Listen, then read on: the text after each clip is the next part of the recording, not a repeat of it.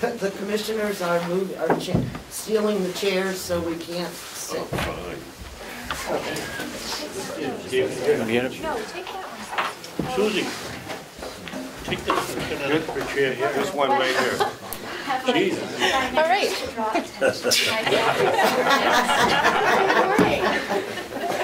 Enjoy your quiet. Welcome. Please accept my apologies. What an entrance. I assume the superintendent's going to be here. Okay, I'd like to call the meeting to order. And some of you who were here last Friday realized that my husband in the middle of our meeting called because my car was trying to get repaired. And he's going back today to finish that repair job, so I'm going to leave my phone on just in case we have some problems with our repair. So, if I could, Bill, would you lead us in the Pledge of Allegiance? To the flag of the United States of America and to the republic for which it stands, one nation, under God, indivisible, with liberty and justice for all.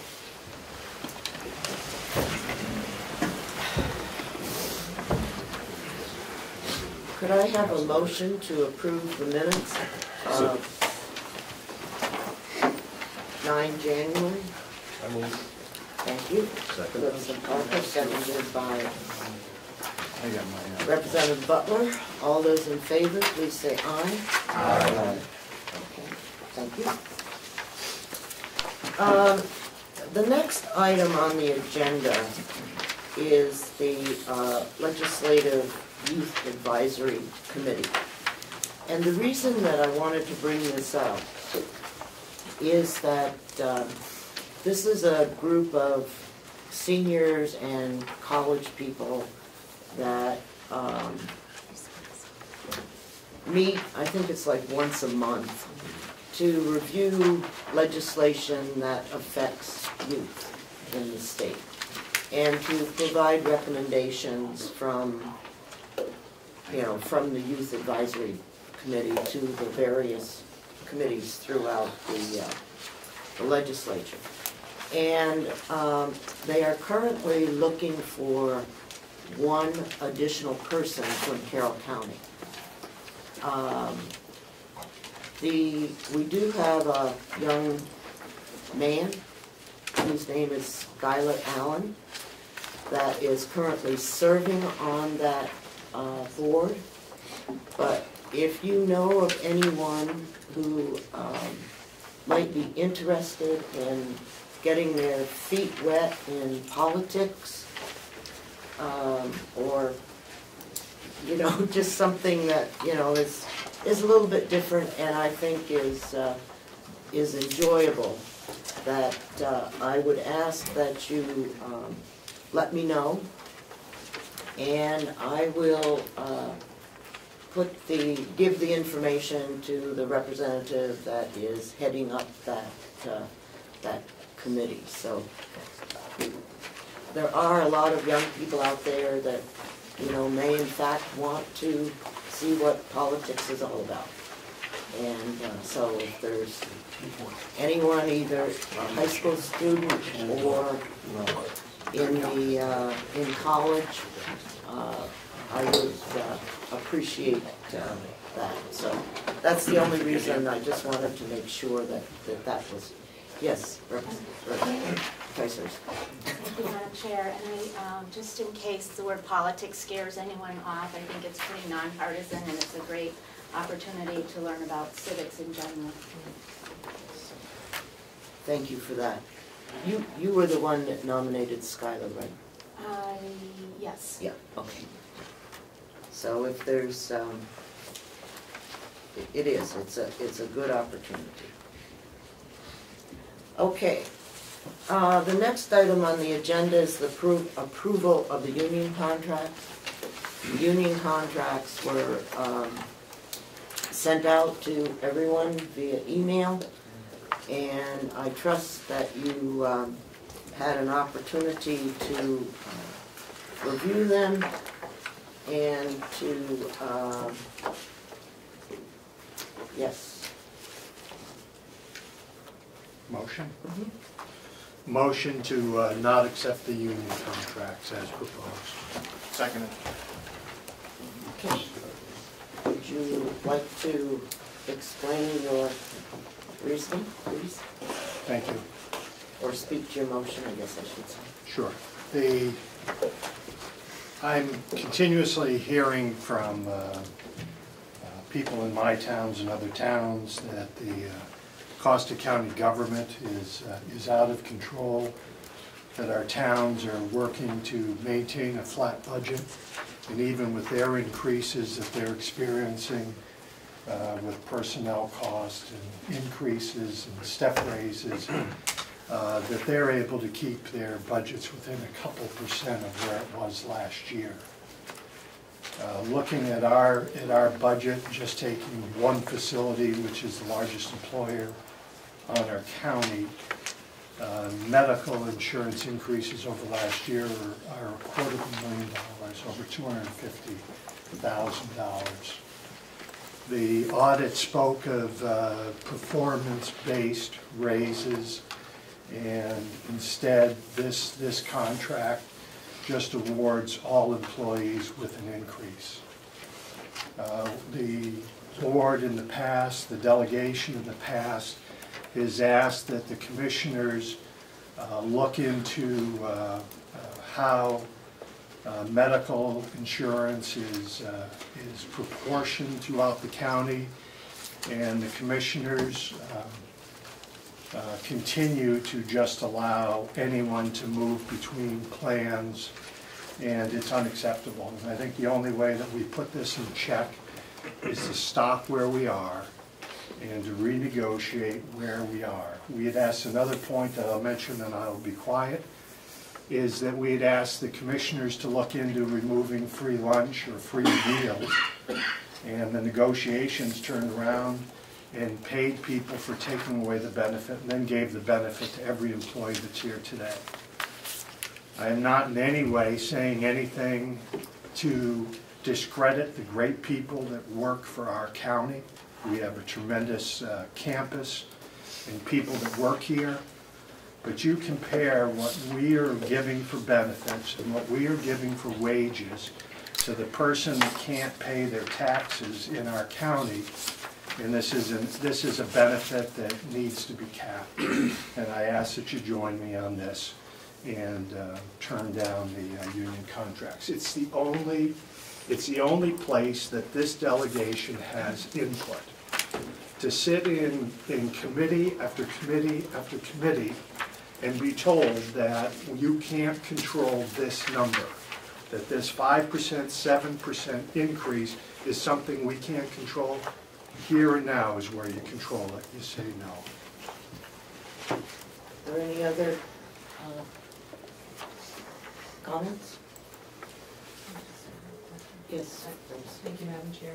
I just have a question. If we vote against the contract, could you just tell me what the ramifications of that would be? They will continue under their current contract. Representative Butler? Thank you, Madam Chair. Continue under their current contract, and negotiations will be reopened. And is there an expectation for timeframes, or it's just reopened and we figure out what happens from that point on? Okay. Yes. The numbers for the health insurance are they current? Are current numbers that are coming up in June, or are these last year's numbers? There was no specification of the contract. As I understand it, these are last year's numbers. So this basically the contract that we're giving is incomplete because we don't know what the future costs are going to be. It's because the commissioners have not provided us with future costs. Okay.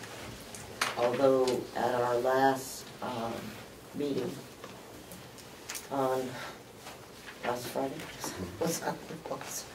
We had asked that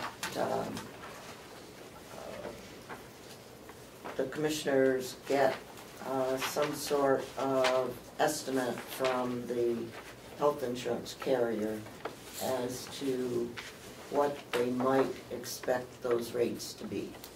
And I had not heard of any change, and so I don't know if that was accomplished or if they were able to come up with any She just came in this morning. I'm gonna be a second. Not to speak about the other unions, but I'm not sure if you actually looked at the sheriff's contract. we did not Because it look at the hasn't sheriff's contract because Voted it on hadn't by the been, Teamsters. it hadn't been Okay. approved.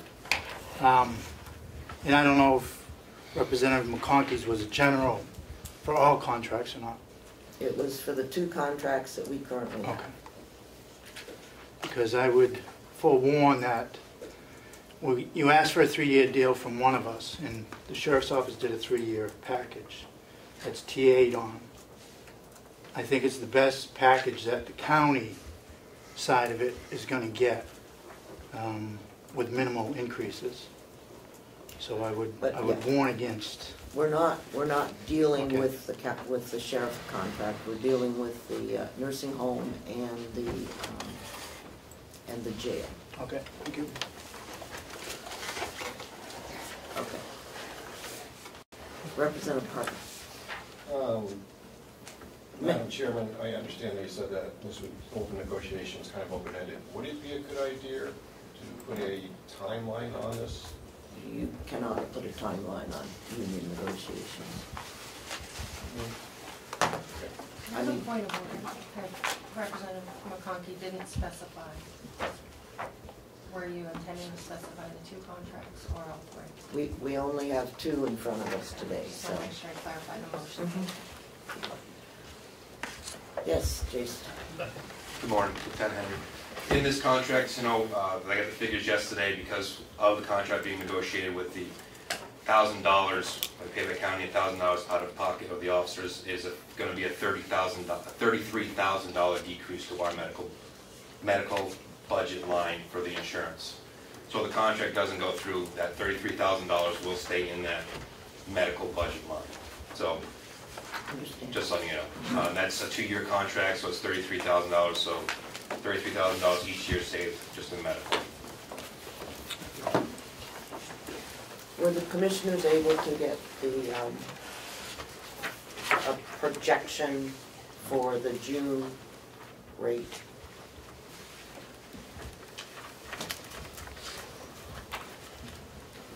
Madam Chairman,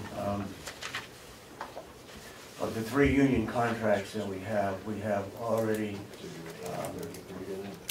agreed to their, what the negotiating committee came up with. The commissioners have approved those contracts. I will say on the insurance, we've gone to a $3,000 deductible, which will be effective the 1st of July. There should be about a 7% savings, as Superintendent Henry just mentioned.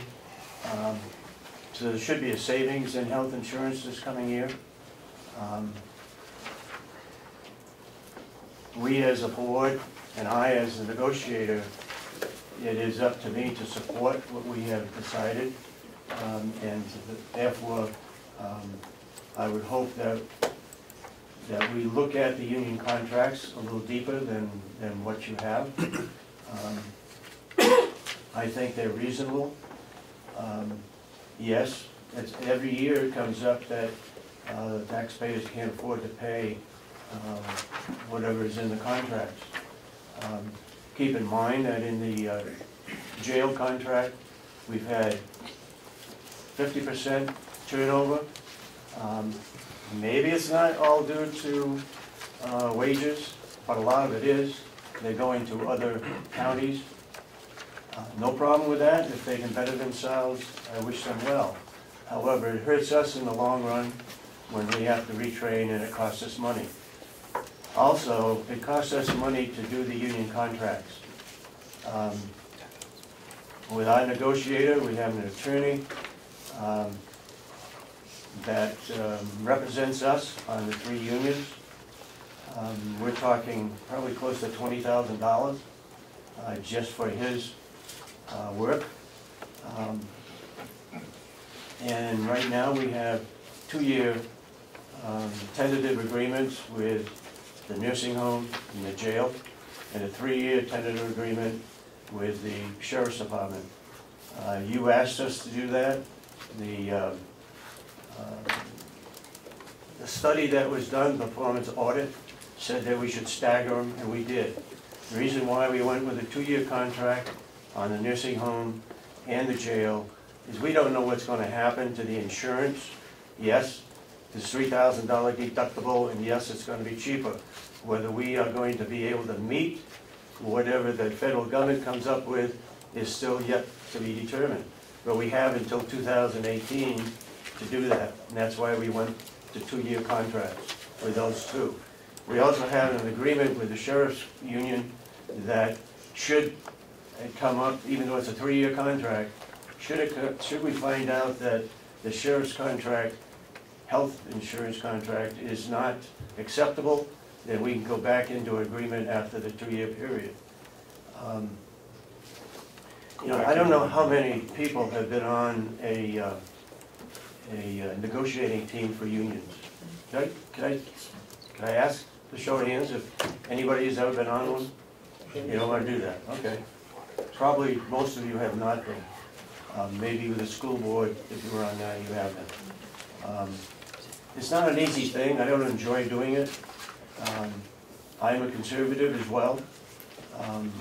But when some of the unions ask for things that are way out in right field, they have to be brought into where it's more realistic.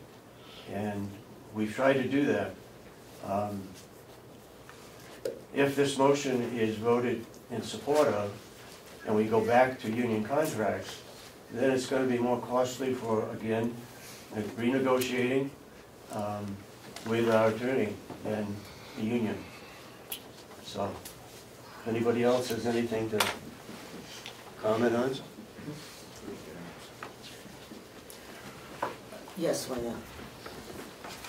If I may, I've asked Kathy Gary to come up with the numbers for the health insurance, which July 1st would be the new numbers. We have a guaranteed maximum rate from Interlocal Trust. This is not the Teamsters, this is all of the rest, the other 2 unions and the non-represented.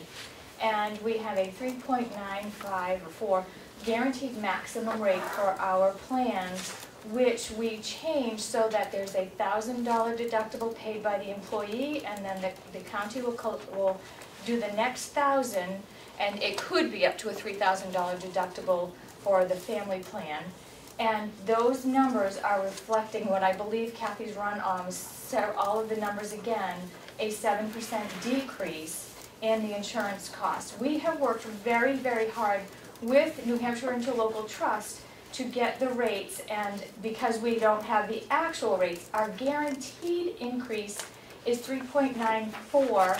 However, the reflections that are going to be in the cost for the county and the cost for the employee has gone down significantly as of July 1, 2015. So we have worked very hard to change the plans to meet what the delegation has asked for. And we've worked with getting our employees healthier. We've had wellness challenges. We're working very hard to get those. And for a guaranteed maximum of 3.94 for the rate increase, I think you all know the double digits that happened in the past years, the 9% a few years back. 3.94 guaranteed maximum rate increase is pretty incredible. And then the change of the plans that we're offering to the unions is a significant, significant cost savings for the county. Thank you. Excuse me, did you say that what is now reflected in the in these new things that we just got, the new maximum? I don't know what... With the exception of the nursing home. The other two is already in there.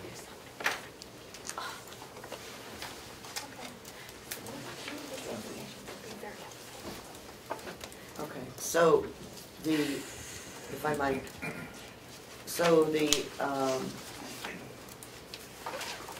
if I look at the jail, which is the other contract, if I look in here at the jail, I should see some change in the medical insurance line, is that correct? So if we could turn to page 24 in the new, just so that,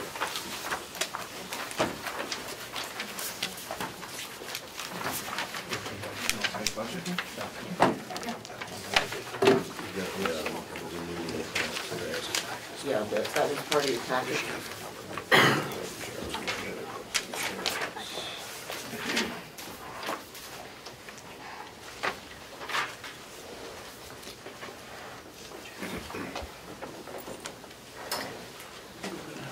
So in the jail, last year we had 381,000. And it is projected for, What line are you looking at? I'm looking at 12. Yeah, it's on page 24, it's like the fifth thing down. And we're projecting for next year 420. And that, I don't know why it hasn't gone down, because when I talked to you yesterday, it should be $33,000 less when I talked to her yesterday. Last year was budget 426,910, and yep, 381, 241 was spent, and it should be only asking for 387,027 by my math, and I can check downstairs. The subcommittee number is 387,078. Okay. Would someone please check with Kathy and see what? I just asked her to come up. Okay, thank you. Okay, so we'll break on health insurance for a minute. And Harold, I think, did you speak? I just did earlier. Okay, good, you had your hand up, okay. I could have listened to the rest of my head. I apologize. Okay. Representative Smith. Thank you, Madam Chair. Two things. I read through the union contracts, but I feel somewhat disadvantaged. I would really like to have a county sheet explaining, I think all of us could benefit, the impact of these union contracts in terms of salary increases and the percent increase over the existing budget, so we can, instead of surmising what it might be, we could actually look at a dollar figure as to what the salary increases and what the offset in medical and some other things might be. That's my only point here. I would also like to talk briefly on the jail salary line. I have been a proponent, and what they did in the negotiation, I had asked, and they did do, a step increase in the jail. And we did that because of a turnover rate that I think everyone accepted as just totally unacceptable, no matter how you looked at it. Now, does that come with a bump this year? It does.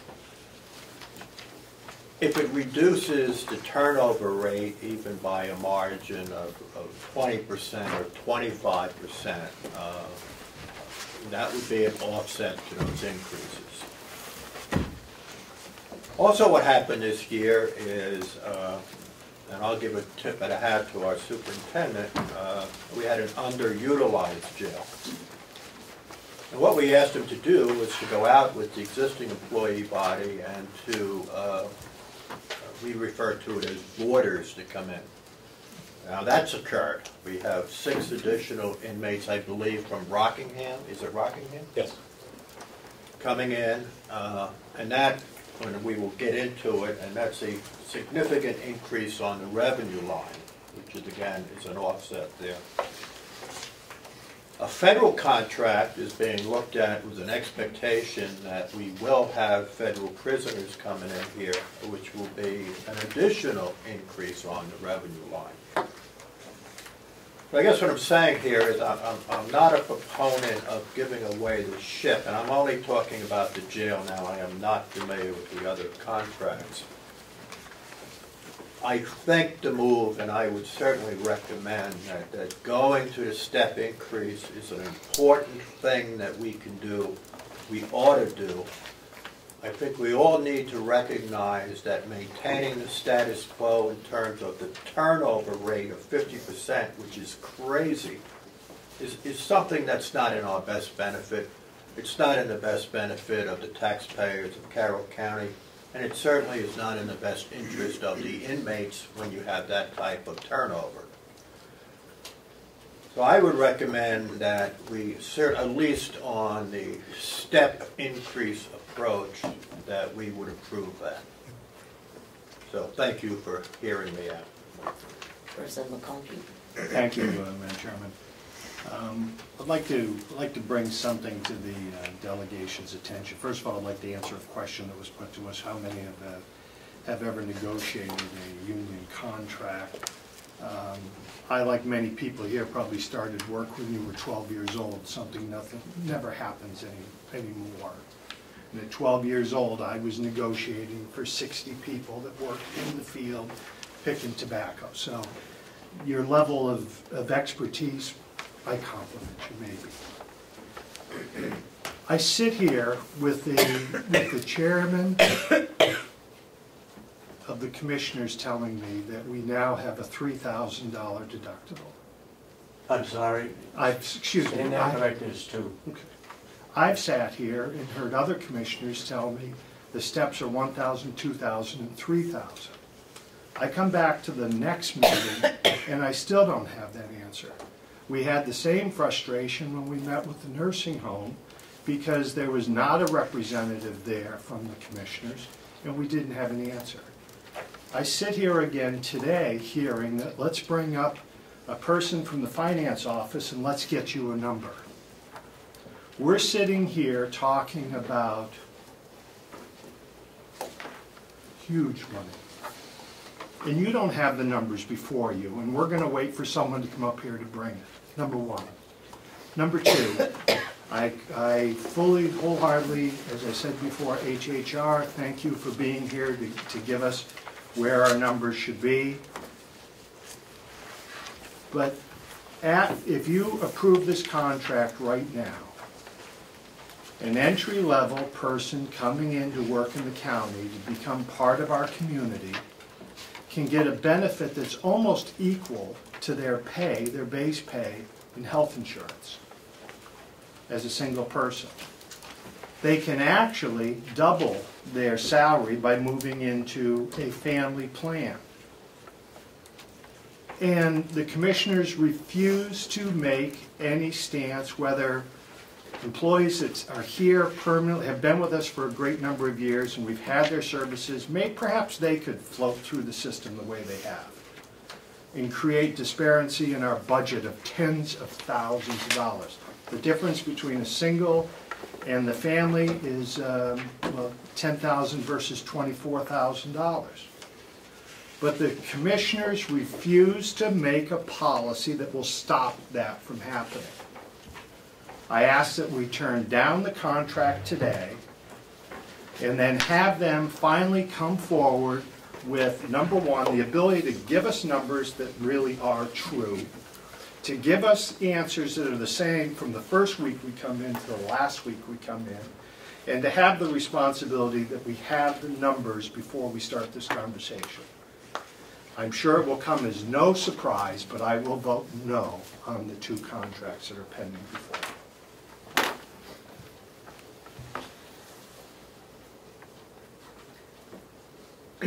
Madam Chairman. Representative McCarthy. Thank you, Madam Chair. I've got several questions on this contract. Perhaps, as Commissioner Sorensen said, maybe I'm a little naive, but I'd like to know why every single full-time employee can walk in on the first payday in December and get an extra 84 hours of pay. Another thing on the wages. On the first week in I think it's April, every single employee, the way I read it, no matter how long they've been there, they're gonna go up one step in their pay grade on the 1st of April in accordance with this contract. Why? You know, if they're working here 2 months and because we got a new contract on the 1st of April, they get a step raise all of a sudden? Up on the anniversary. No, April 1st, but they don't until they have a probationary period. That would not happen. It's under wages, and it's specifically, on April 1st, 2015, union members will be moved into the wage scale attached to this CBA. Initial placement will be at the first step that is higher than the union members than their current rate of pay. That is their pay raise. Plain and simple, if you want to put it in there. I mean, we're moving the wage scale for up so we can hire employees and retain employees, but that wage scale would be their pay increase, which is less than other parts of the county. If you look at some of the wage scales where my people would be falling on there, some people are going to be like 30 cents, some people are going to be 20 cents, some people are going to be, the highest would be a 40-cent raise. So it's not, that would be their pay raise basically. So they're not moving up very much what that scale is. And in the contract too, now there'll be a 1-year probationary status on all those employees as well. For the jail. For the jail. Make sure you ask permission to the chairman to speak. My bad, I'm sorry. Yeah. That's okay. What happened? That's... Kathy. The question was whether or not you had put the new rate. The new rate. I put it in all departments except for the nursing home. Okay, and where is it in the regular health? It's in the health insurance line. It shows in this not the proposed, but the subcommittee shows where the decrease is, and it's a 7% decrease. Okay. So if you look at like the commissioner's office or the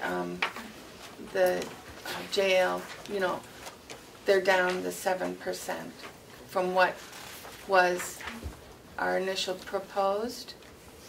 So if I look at on page 1 on the medical insurance,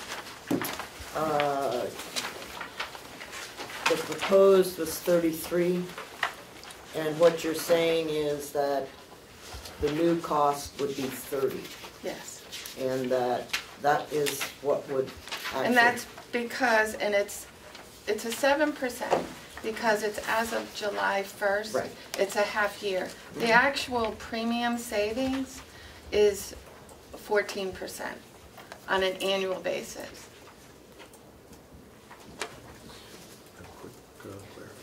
Yes.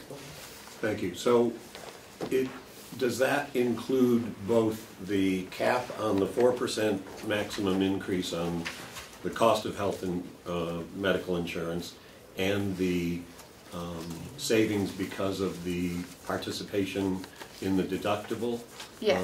That totals that 14% Yes. increase? Thank you.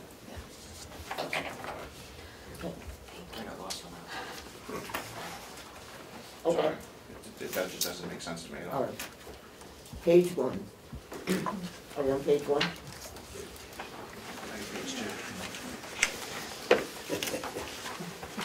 It's the number on top.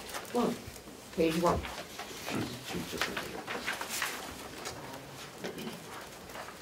If you go down to the medical insurance line, with my mouth there, you will see that the proposal was for $33,351. You see that? I got that, but I thought we were working on the jail and the nursing home. It does. It's jail, nursing home, and non-union. It affects all of them. It'd be the same thing in the jail. And so, It's not what's in the, sorry. Go ahead. I'm trying to track it down. The medical insurance line that we were on, page 24. Right. The actual dollars spent in 2014 was $381,000. The subcommittee proposal was $387,000, which is an increase of $6,000, which would be an increase of 2%, not a savings of 14%. But the proposed, yes, just a moment. Well, no, if she says we're saving 14% off the actual dollars, then it would be off the proposed budget. Point of order, Madam Chairman, could they speak up so we could hear what they're saying? Yeah, it's, what Representative Butler was saying is that it is 14% off the proposed budget. Which is, and What line again, item are you on? medical insurance. On page But- 24, But because our medical insurance runs from June to June, you can only save half of that. You can't save the full 14%.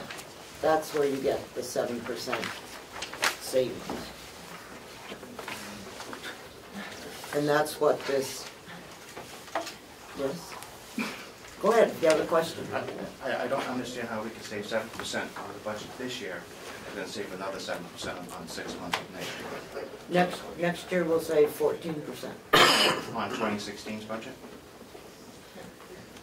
So I still don't understand the increase in the medical insurance from 2014 to the subcommittee proposal of $6,000 more if we're going to have a savings of 14%. I don't, okay. This was actual dollars spent. Right. The 381, okay? This number here, I believe, reflects if you were fully staffed, is that correct? it's based on actual people. Okay, it's based on actual people. You know, someone started out as a single, Okay. got married, I mean, it's actual. And so in the case of the jail, on page 24, the actual dollars were 381. And what Representative Avellino is trying to come to grips with is why is it 387 if in fact we were saving money? 381 is the actual for 2014. So the proposed 420 was based on people we have now. During the year of 2014, I'm sure at the jail we had people coming and going and different plans. When Superintendent Henry gave us the people, they're the actual people. So if it was 420. With the new plan, which goes into effect, the premium change, it'll be 387,000. With the people we have right now, today.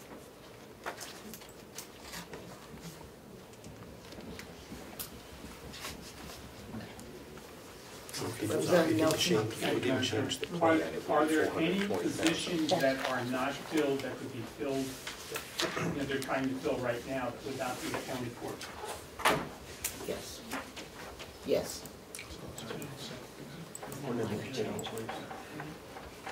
Representative McConkey. Thank you, and thank you for Kathy Gary for being here. I know the discussion is around the jail, corrections, and I believe the first page was the commissioners. The lion's share of our employees are at the nursing home. The scheduled increase in medical payments from 2014 to 2015 is $234,000, $234,008 increase from 2014. Can you explain to me how I'm saving 14% over there? You're only saving 7 because it's 6 months. but I'm spending $234,000 more. I don't have a savings. Okay, the nursing home figure is not in here. If I could, Madam Chairman, I'm comparing the numbers that were given to us in subcommittee, 2014 to 2015. It's a $250,000 increase. I'm very proud of what corrections has done. I'm very proud of HR, and I'm very proud of all of our employees. But we're basing a judgment on saving $80,000. We might save 7%. It's costing us $250,000 more. I'm not feeling the savings. It's there. Madam Chair. Yes. If I could, I'd like to move that we table the motion that's currently before us. And I'd like to speak to that. I'll second that. I think that this is an important discussion, and I think we need more information before we can move forward. And I will, at least for my part, ask for some of that clarification that Representative Schmidt was talking about, so that we can have the numbers before us when we, and if we take this motion off the table. This motion is not debatable, so could I have a show of hands as to those that are in favor of tabling this current motion? 1, 2, 3, 4, 5, 6, 7. Opposed? 1, 2, 3, 4, 5, 6. Motion carries. Okay, so a couple of things that we will need for our next meeting, and I totally agree with Representative Schmidt's comments that we need a spreadsheet that shows us what we're doing, where the increases are, where the decreases are, what the what the benefit changes are for both the jail and the nursing home. And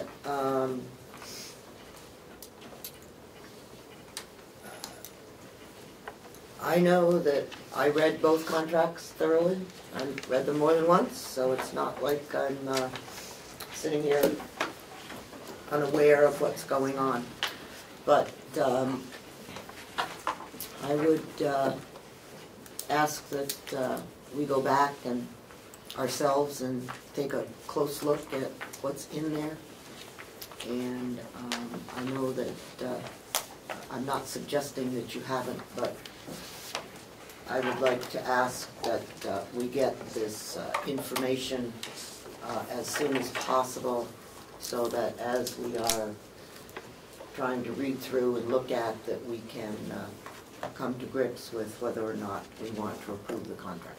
There have been very good comments made on the part of everyone that has participated in the discussion. So, Representative Nelson. Thank you, Madam Chairman. The Nursing Home Committee will be meeting right after this meeting today, and I think we can clarify and summarize some of our things with you folks later and answer some of the concerns that people have. Okay. All right.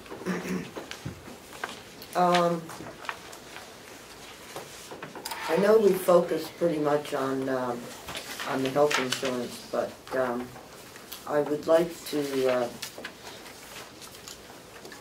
have Lynette, I guess, go through what the health insurance policy is, so that we all have the same understanding, because in talking to the various representatives that were subcommittee chairman, there seems to be some misunderstanding as to what the health plan is all about. So, if you could. You want that right now?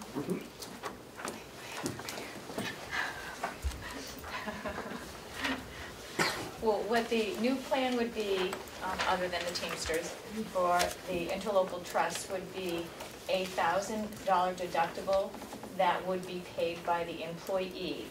And for the employees, if they have a family plan, the maximum amount would be $3,000 for that family plan, because it would be $1,000 for the subscriber, the spouse, or dependents. So out of pocket for the individual employees would now be the $1,000, and then the county would pay the next $1,000. The reason we did that was because it changed the cost of the plan itself, and it reduced the cost of our plan significantly. And the benefits that are provided, I don't know if you want me to go through all the benefits that the employee gets, but basically we have a Harvard Pilgrim in-network plan, and they need to make sure that they follow with their provider, their primary care physician, and pretty much I think most everybody's familiar with the different health plans, but we work with Harvard Pilgrim and Interlocal Trust to really help contain the costs. And they have a $15 copay when they go to the doctor, and if they have some of the services that they need to have would go towards that $1,000 deductible that they are responsible for. I don't know how in-depth you want to get with the plan, but that pretty much explains. And the county pays the $1,000 deductible after the employee has covered their expenses. The county covers 80%, the employee pays 20%. That is a very fair amount according to the rest of the counties and many of the public employers in the Carroll County area. Many of them pay 100%. Some of them pay 95% and the employee pays 5%. Some of them pay 90% and the employee pays 10%. So there are many different options that the public sector offers, and throughout the entire state, if you look what the counties have for theirs, we are very, very much in line with what we are having for our employee contribution and our employer contribution. Could we explain the family too, please? Go ahead, ask your question, Representative McConkey. Thank you. Would you explain in the same particulars, comparing now the individual to the family plan, please? Is it still 1,000, Yes. 2,000? Is it the same structure? Yes, so, and that's what I said, is that the family, a person with a family plan would have to pay $1,000 for themselves, the subscriber. For the spouse or first child, they would pay the $1,000, and then another one more $1,000. So out of pocket for the employee may be up to $3,000 a year, which is part of what we accounted for when we were talking about the increases in negotiations, because that burden now put on the employee, that's pretty significant when your starting pay is $11 an hour. If you approve that contract to go to a starting pay of $11 an hour, that's very significant. And to answer one of the questions that Representative McCarthy had, several of the points that you made, they have a probationary period, so they would not be able to walk in the door and get those. So they have a probationary period, just to clarify that. Do you have a follow-up? If I could. So let's say that there was the individual that came to work with us, and they came to work for $11,000. And they wanted to immediately move into a family plan, which costs us $24,347.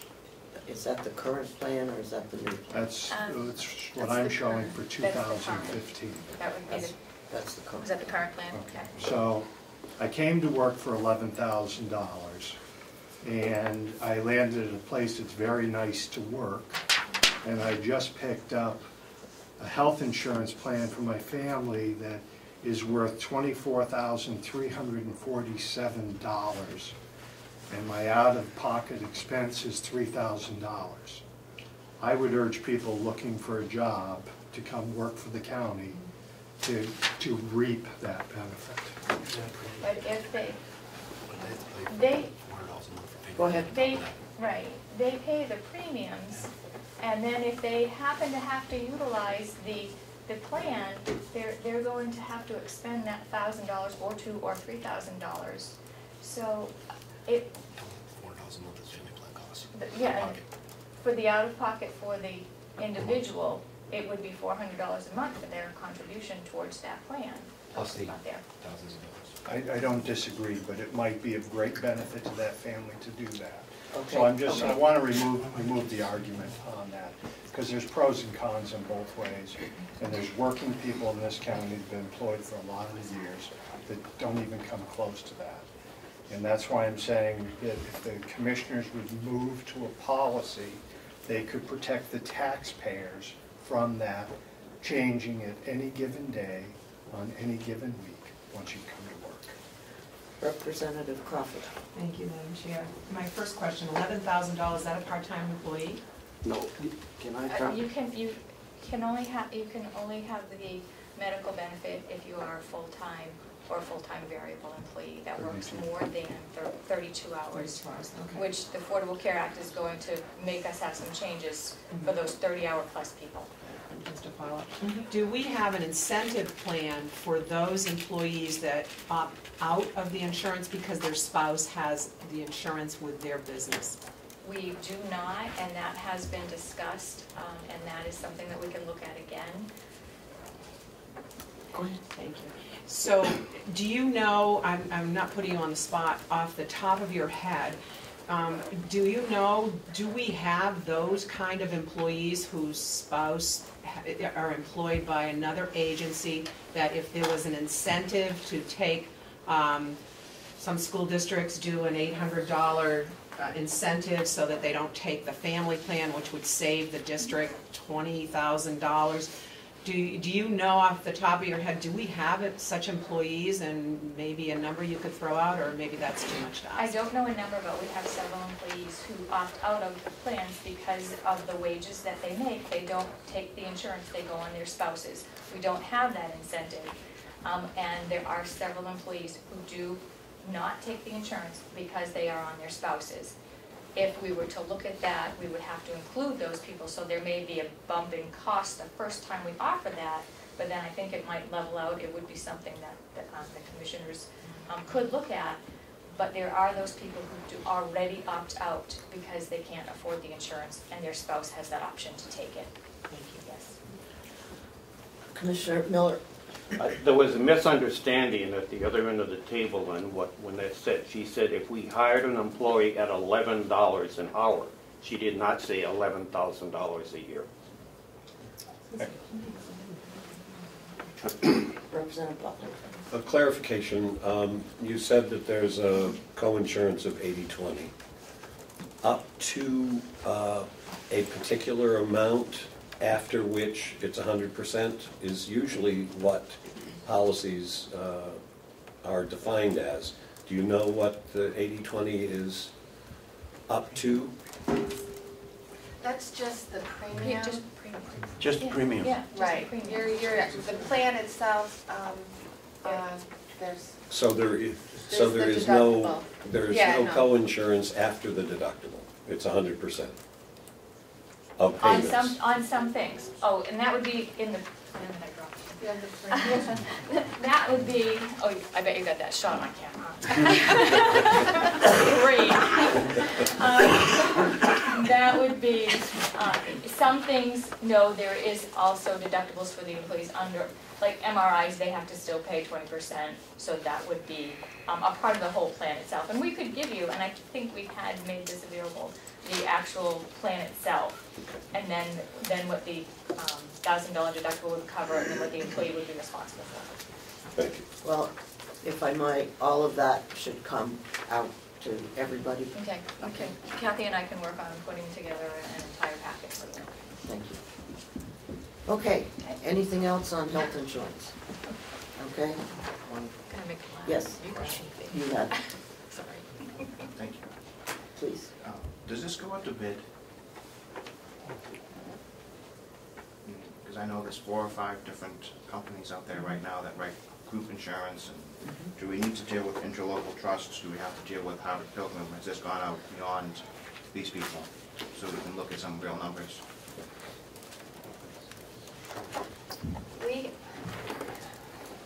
At this point, we had not, because we were in negotiations and the guaranteed maximum rate came back at a very, very good rate. We belong to a risk pool, and the risk pools are who basically cover a very, very, very large percentage of the public sector throughout the entire state. We could go out next time, but in our contractual agreements, that's the plan that is in the agreement. So when we start negotiating again, prior to the negotiations, what we could do is have a health insurance or a health and benefits committee, including, and I think you had that at one point. I'm not sure because I wasn't here then. But I think what we could do is have a health and benefits committee with some representatives, a commissioner and some employees to look at different plans, health trust, school care, and interlocal trust, and then have them give us some bids. But because it was in the contractual agreements at this point, we would have to look at it, well, in 2 years, because both of them are going to go. So over the next 2 years, we could definitely go into some sort of health and benefit compensation group. One more question. You only asked for one. I got the answer, but why Okay. wasn't this done before the contract negotiations came up? Their rates have been very, very, very competitive, and because of being in the pool, we're rated within the pool, and I don't have a specific answer for that, but it is something we looked at and thought about, working on for the next negotiation session. And just I have a question on that. Thank you. Is this considered a Cadillac plan? I believe our attorney did some of the numbers, and it falls under the Cadillac plan amount at this point, but we're waiting for the ACA to come out with any more. And we work very closely with Interlocal Trust, and they have a person that follows that to every single word of all of the regulations that come out. And we work with them very closely to make sure that we're affordable, but we're not going to hit the Cadillac rates. Okay. I have a question on the tax of the Cadillac plan. I don't think we have any answers at this point because it really hasn't been set. And the tax has not been set. Okay. Unfortunately. Thank you. Because it makes it difficult for planning. Right. Contracts. Well, not only contracts, but policies. Yes, Lieutenant. Just on 2 cents worth of. When we did the contracts, we were very conscious of getting the insurance down to save the county money for the long haul looking at the Cadillac tax. One reason why we're trying to push this is if you don't go to contracts, or if that's what you guys want to do, is you're still going to be doing the 80-20 split, which means that $33,000 a week save would still be back in there for the budget, and continuing paying that money until you can come to something else. I just want to throw it out to you. We're only talking about the plan right now. We've left the discussion of the contract, so we're only talking about the plan. Okay. So we will be getting something shortly from the commissioners on the breakout of the health plan so that we can come up with some fully of the health plan and the union contract so that we can understand where everything is. I'm going to use my prerogative and skip over number 6 because I think we've had enough controversial stuff right now, and I'd like to go into something that may be less controversial. So, we'll come back to it. Okay. Today? Oh, yeah. Oh, yeah. Thank you.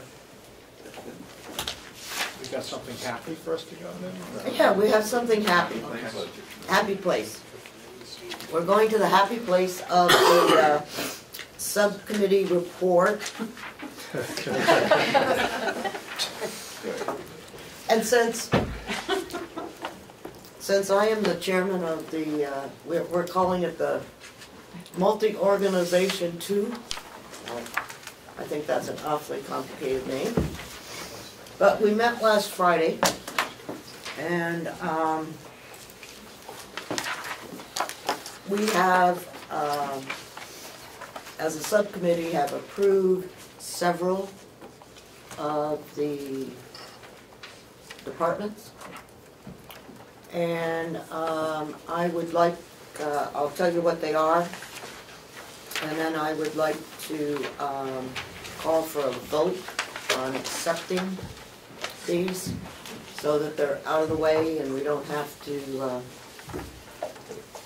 worry about them anymore.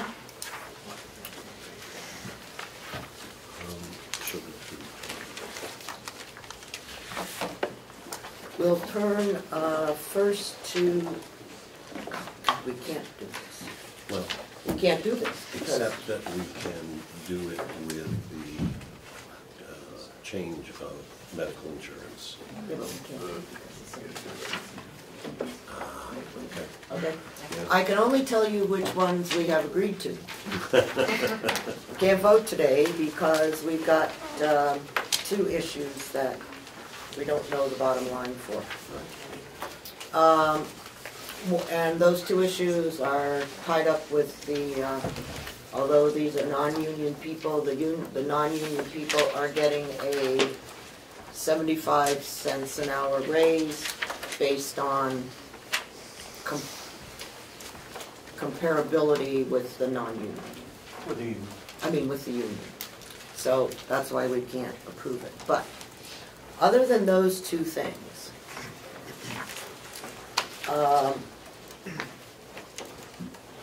on the commissioner's budget, we increased, and I believe it's reflected in this document. On the commissioner's budget, we increased the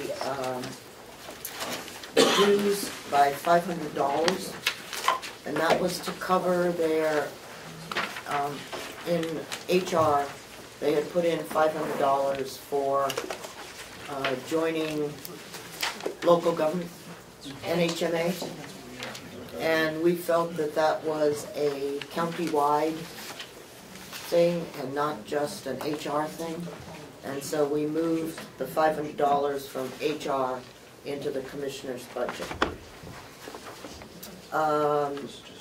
We've also asked that before we can approve this, I forgot about this, that we have a discussion and a information on a countywide copier contract. We were told that they are working on this, but they hadn't completed it. And so we're waiting on the completion and their recommendation to us in regards to a countywide copier contract. The Registry of Deeds will not participate in that because they pay for their copier through whatever fund they, special fund that they have. But every other copier should fall under this copier contract. So I was not ready with the commissioners. Okay. The next is the treasurer. And we had no changes in that. The delegation has voted him a salary increase, and that is reflected here. Under special fees and services, which is on page 4,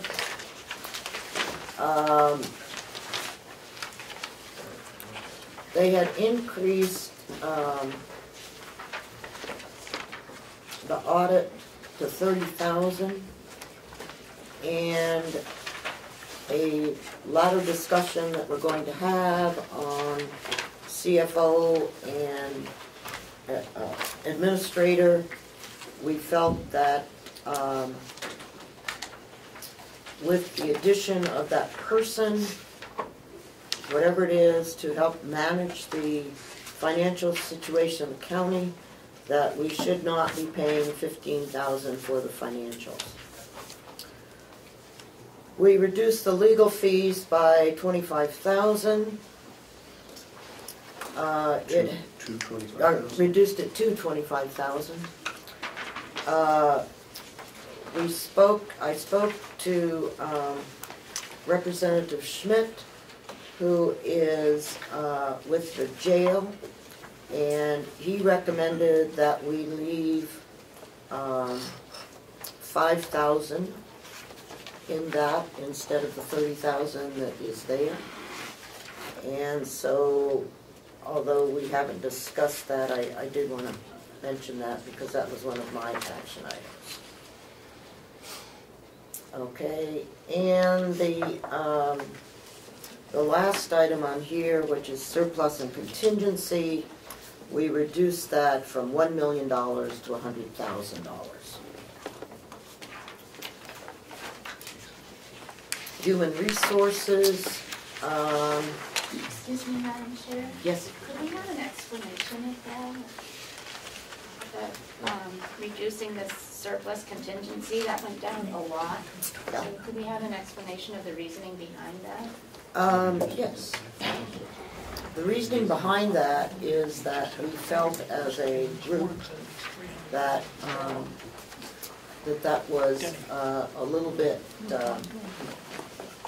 out of hand. And the reason, I guess, that we chose the 100,000 is that after our discussion that we had on the improvements that should be recognized with either the CFO or the administrator, that we felt that that we could do a better job in that area, and that's part of our. That was all part of our discussion about reducing it, and as since we really won't know until we get the MS 42, that's the right number, 31 March? 45. 45. MS 45. 45. Till we get that at the end of March, we really won't know where we stand, and that's after our budget has to be approved. But we felt that the 100,000 would be sufficient. Yes. If I could just, I'm a member of this subcommittee, and we understand that the state wants us to have a significant rainy day fund, and we understand that we need to have a significant rainy day fund, and we also understand that we don't have the ability to increase our taxes, essentially, to our constituency at this point. This budget is more difficult than many we've had, and it's our expectation that we will continue to grow our rainy day fund as we can. Yes. Thank you, Madam Chairman. I know I've had this question before. The county have an undesignated fund balance similar to what a municipality has? That's correct. We do. Do we know what that is at this point? Well, that was why I said we really won't know until we have the MS 45. We know what it is today, right? No, not really. Really not an acceptable answer. Right. They're estimating they have about 70,000. Thank you. Just for clarification, the undesignated fund balance is supposed to be between 5 and 10% according to DRA. I understand. And if you look at our $30 million budget, 5% minimum is $1.5 million. We have maybe $70,000 at this point. We don't know exactly, obviously, until the MS 45 comes out. Right. But we've got to continue to build that up. And if we go back to the chart that I showed you on when the nursing home was built, how we gave the money back to the taxpayers, and we haven't asked them yet to start paying for the nursing home, this is why we don't have any reserve balance left. So whatever the budget is this year, we have to make sure, if you remember, I got approved for an $18 million line of credit this year. The bank could only extend to $17 million. That was their lending limit. So we're capped at $17 million this year. It's going to be pretty tight between now and the end of the year, unless we're collecting the entire amount of money we need from the taxpayers to be able to pay that money back that we have to borrow to operate this year. So, you know, don't shortchange yourself in thinking that you can continue to whittle down the amount of reserve that you want to put in the budget, because we have to build it up. We understand that, we just didn't want to build it And up. I understand with everything else going on, the taxpayers in this county, you know, but they do have to start paying for the nursing home at some point. We concur wholeheartedly. Okay. Commissioner? We were reviewing the audits that are in the process of being completed, and we do not have enough money in the budget for 2012. We had asked for $30,000 on the audit line. It was cut to 15 with the assumption that if we hire a CFO, he could do the financial audits himself. No, not the audit, the financial. I mean, the statements, but we're still missing $15,000 that we need to pay for 2012. So that line between the audit for 2015 and the makeup for 2012, we need $30,000 in that. And that's one of the reasons why we asked at our last meeting that we get a list of all of the unencumbered funds, so that we knew where we stood with encumbered funds by year. And we haven't gotten that yet. We're still waiting on it. And I can't fix 12. It's my understanding we do not have any encumbered funds left. They have all been used up paying for the prior audits. I believe that you're correct in relationship to the encumbered funds for the audit. But we have never gotten a report of what other funds have been encumbered. For example, we encumbered money to pay for the performance audit. Okay, and so that we weren't taking it out of the following year's budget because we had already authorized that money. And that is a responsibility of the commissioners every year to identify what contracts or what stuff hasn't been paid and needs to be encumbered. And so that's where that is. Okay, as we go on, the Madam next... Chairman, could I get a clarification on the accrued benefit pay fund? Did I hear you say it was cut down to 5,000? From 30 to 5? No, that was the inmate medical fund. Okay.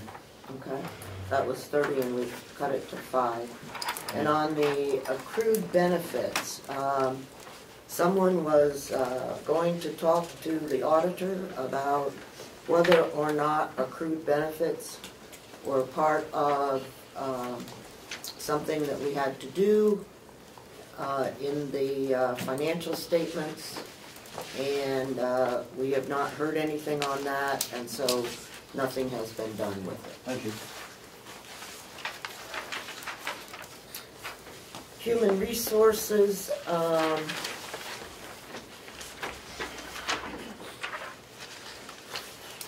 we removed, I wrote down 7, but it was really $500, which was moved over to the commissioner's budget. And I think we reduced this part-time salary. yeah, we reduced the part-time salary in half. To 7,000. Yeah, to 7,000, excuse me, because of the fact that we have gone through part of the year, and they wouldn't, that was just that basically, by the time you get the job description out and the hiring done, it'll be another 30 days. And so that was that. Okay, going on, The next thing is information technology. You have on in that packet that was given out for you, information on the contract. The contract. This contract obviously has not been let, but this was to give us an idea of what kind of work needed to be done with the with the installation of fiber optics throughout the county. And of course, Mr. Rich and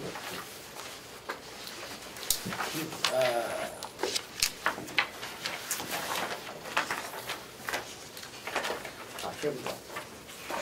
Mr. Rich, we asked him to provide us with some sort of ROI on the installation of fiber optics, and I received a report from Lieutenant Santuccio last night, and what he is saying is that once we get the fiber optics in,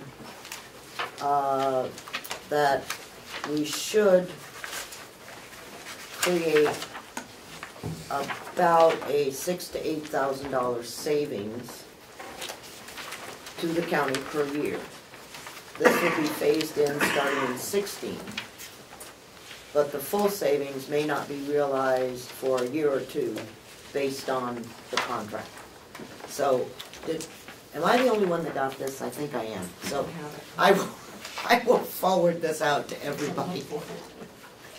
But we had a long discussion on the fiber optics. We have this wonderful briefing. Is that part of this? Yeah. It's part of what you received, right, on the capital. Yeah, the capital budget, because we asked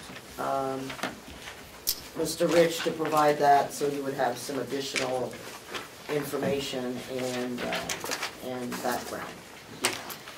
So, although we have not made a final decision, oh wait, I'm sorry. On page 29, which is information, which is the information technology,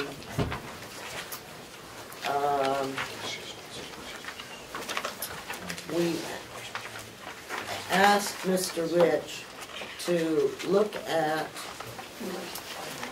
what was being requested this year in relationship to the information things.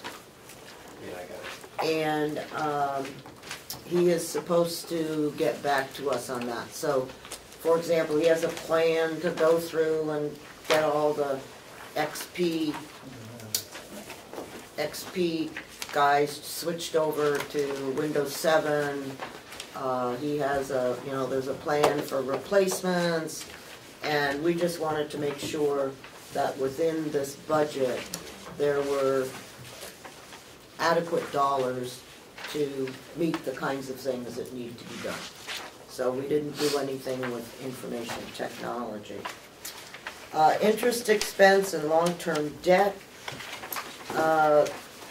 Kathy had mentioned to us that we had the opportunity to pay, that's on page 32, that we had the opportunity to pay off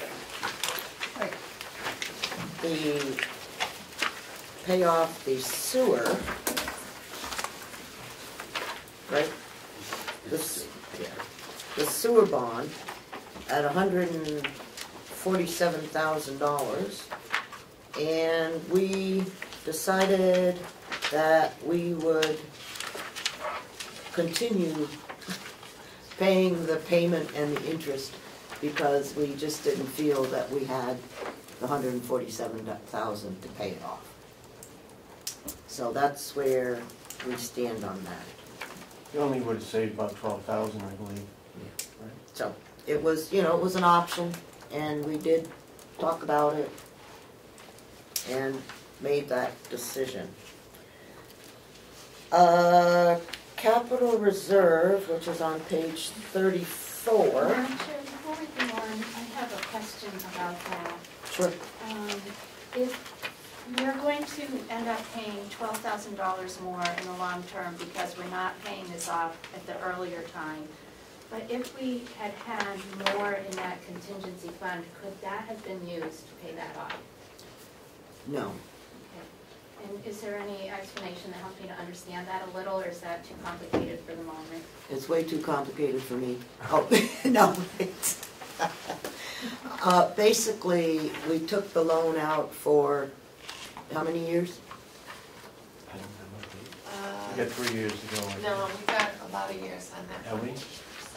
That is 2032. Okay, So that was a 30-year loan Okay. that we took out. It was a 30-year loan. And in 2017, the jail bond goes away. But the, so the loan was made for 30 years, Yes, okay? And was it rural development? yes. Okay. Said to us, why don't you pay this off?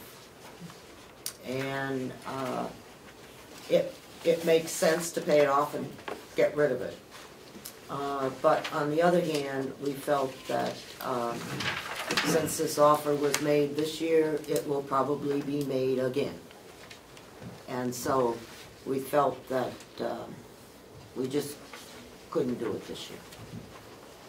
And I understand where you're coming from, because I would much rather have agreed to pay it off.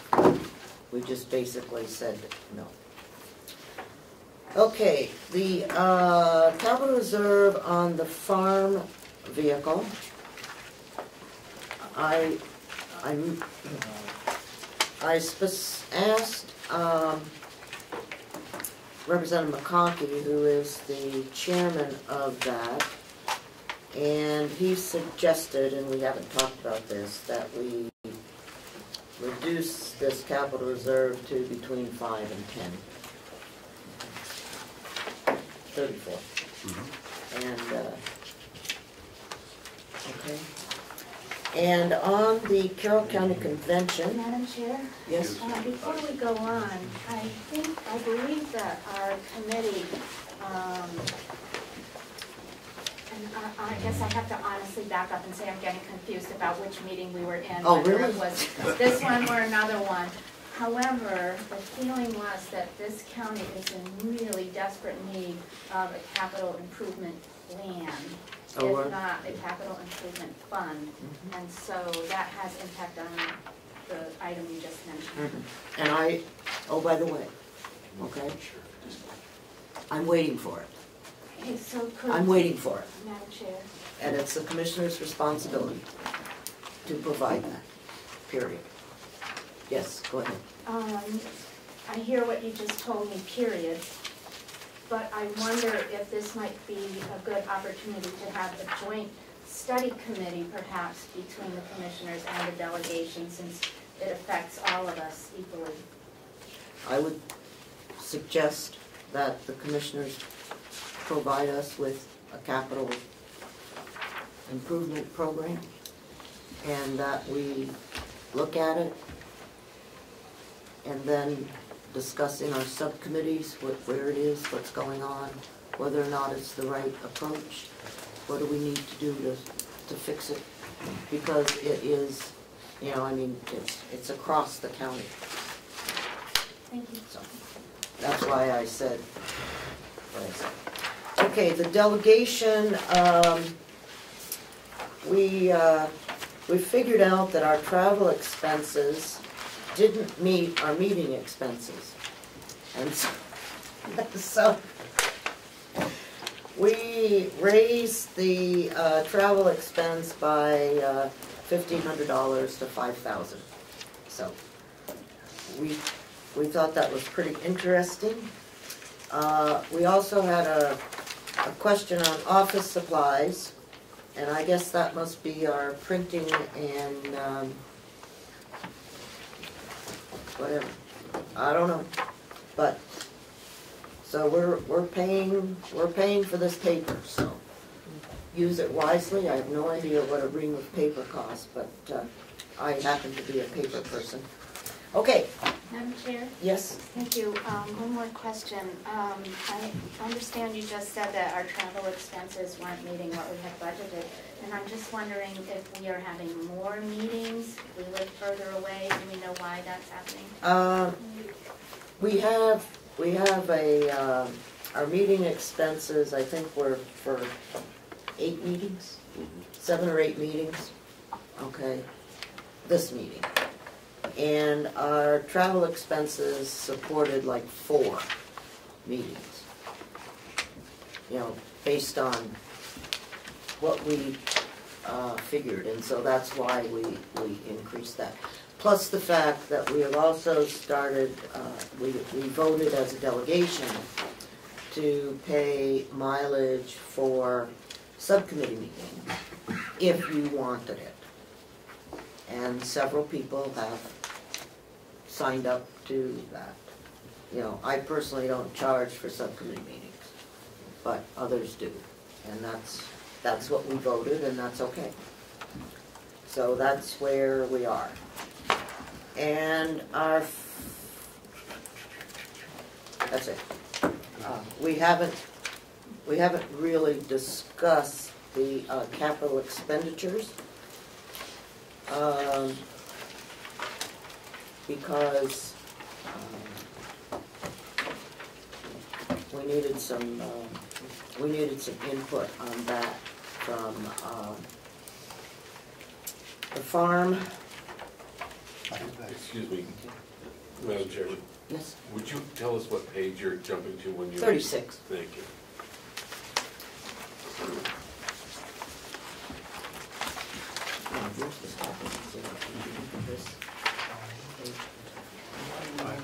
Just to know what the tractor item is.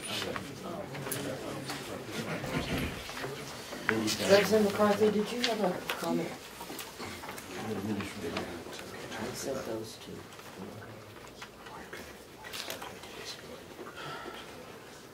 Oh, yeah, you're right. You had a comment? Okay. I misspoke. I can't believe it. Happens. Mark this down. Yeah, put a little check next to it. On the interest expense, Page 31. page 31. Thank you very much.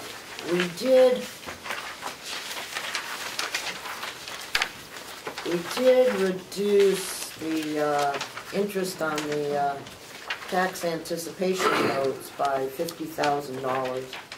31 days. I have since received some information, and so we will have to recuss this in our next meeting. So that's where we stand, and we have very little left to do. So once we get the union contract settled one way or another, and we can pretty much take care of that. So, all right. Quick clarification, did your committee approve the fiber optics for 80,000 or not? No, we did not. Okay. Not yet. Because we were looking for the, this piece of paper that I'll send out to everybody. Okay, I got more too.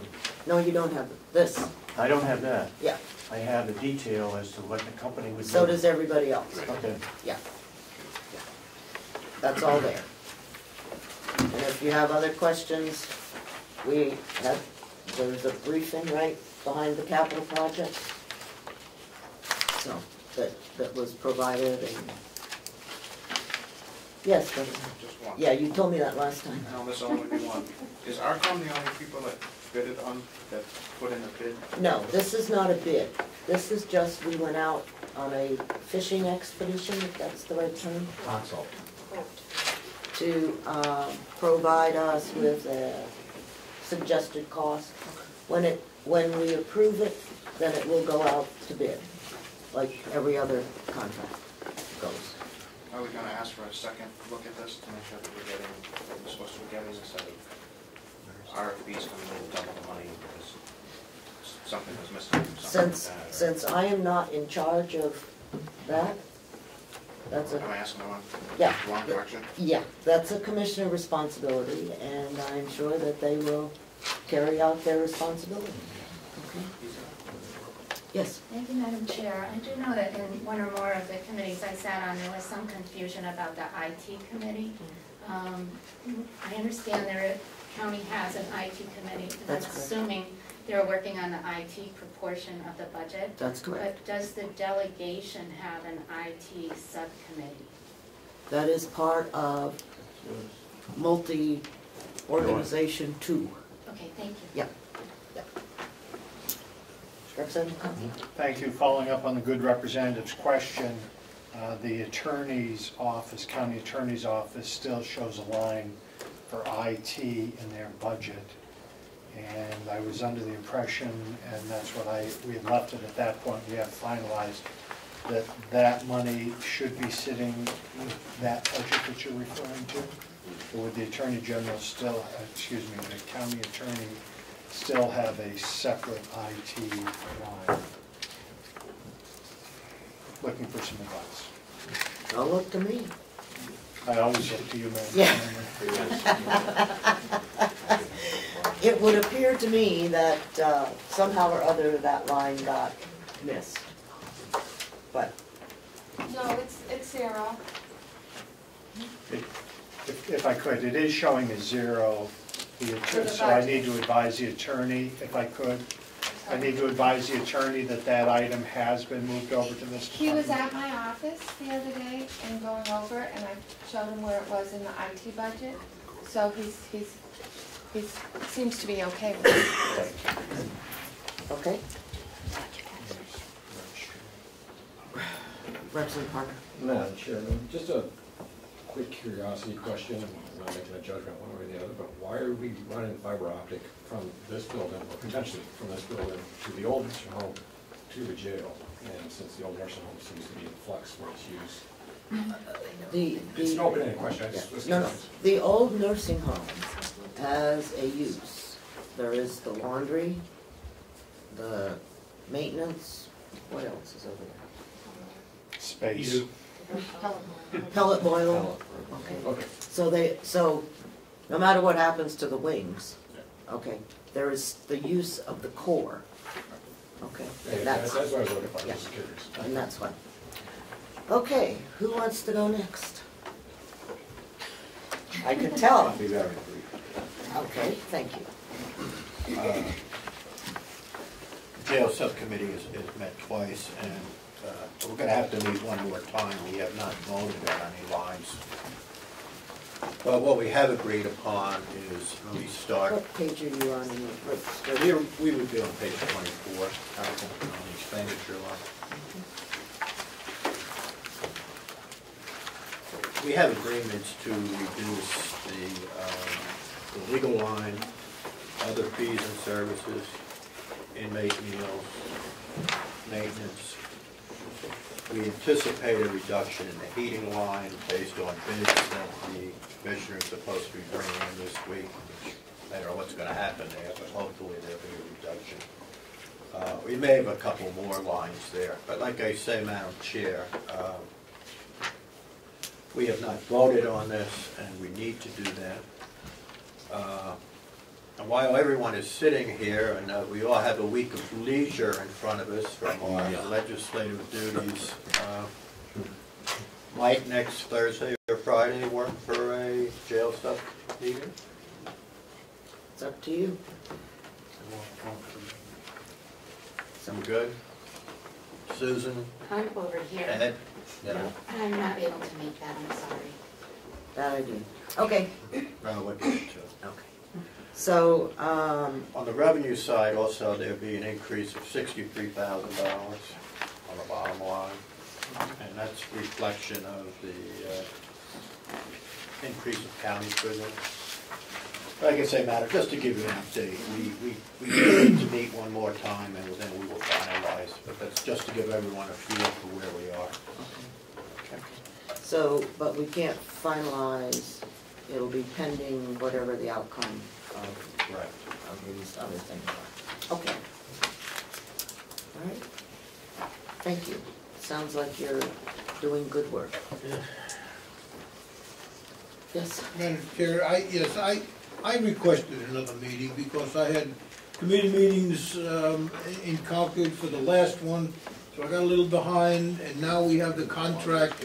I thought it would be a good idea, and the representative agreed that we meet one more time, go over the contract. I'm not. And finalize it. That's up to the subcommittee chairman. So, Representative Crawford, would you like to be next? Sure. I like how you said it was up to the subcommittee chairman, that's great. Because we're definitely gonna meet again. I'm hoping one more time that, I think we have a tentative agreement for sheriff and dispatch for salary. And we need to go over that contract, I'm sure, once it's ratified. And we had concerns about the IT budget because sheriff wasn't sure what was in his budget or what he was approved for IT. So Representative Cordelli did send me a spreadsheet, which I sent to you. Did you get it? I have not. I sent it, my computer crashed, so I'm redoing all my emails, and I sent it to the county address that was on the county website, so that's the one. And then I'm looking for it, and I guess it's on my car seat because it's not with me. So we need to go over that again. And the insurance line, the sheriff's concerned about the 93, line 93 in the budget. I can see that from when last time we met to this time, it went up from 50,000 to 70,000. And I know that's Primex, and I believe Kathy's not here, but they divide that whole insurance total between departments. And the sheriff is wondering why they do it that way. Why don't we have just one bill for Primex and the county pay it as one? Because if you look, I went through the budget, and it's all over the place. The commissioner's insurance, line 93 is 4,000. Waterworks is 1,200. The attorney's office is 3,500. Deeds is 3,000. Sheriff is 50,000, but now 70,000. Dispatch 3,000. Administrative 2,300. Maintenance 2,000. Jail 20,000. I mean, it just goes on. I think that what I'll just make the comment that Sure. we need to charge the insurance where it is consumed, okay? Mm-hmm. But I would hope that the county only has one bill that they pay. So that, because that's how it should be. And I don't have an explanation why it went from 50 to 70,000, I have no idea. So that's another reason why we need to meet. And then one concern, which will be a concern of the whole delegation at some point in time, is the replacement of the consoles for dispatch, which we are going to apply for the grant again. But if we don't receive the grant, we're going to be liable for that, which is an extraordinary amount of money.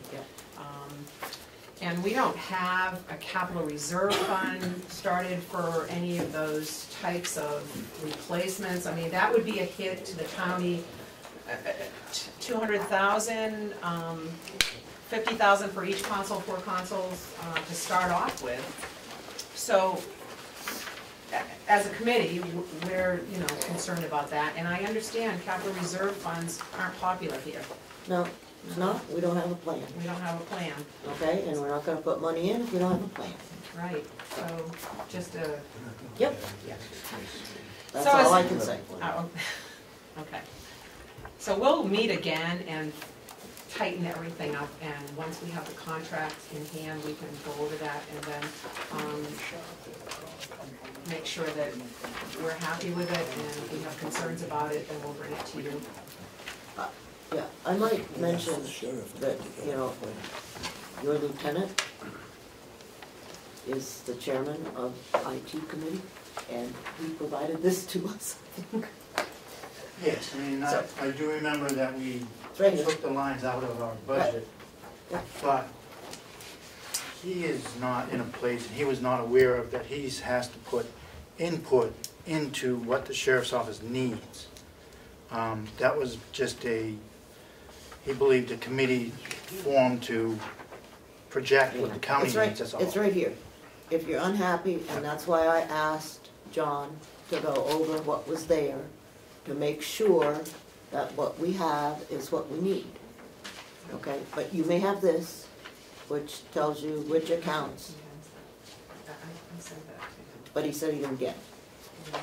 So I will give him this one so that he has it. Okay, so you're gonna meet one more time, all right, that sounds good, thank you. Representative, you know, I think we should all do, I just stood up and my knee cracked, so, how about 2 seconds, stand up and, so we're not doing. First obligation is to the residents of the nursing home, the residents of Carroll County, and make sure that their needs are being met.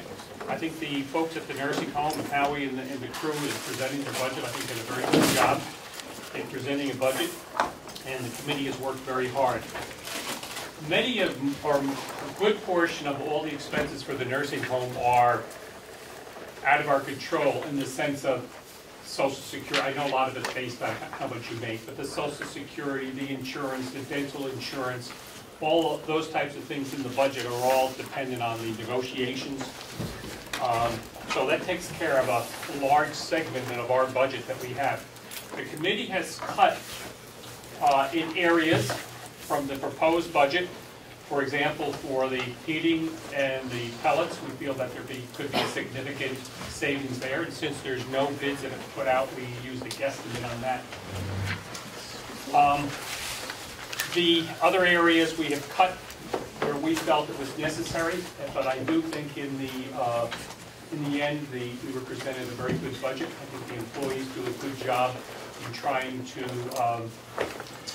work efficiently.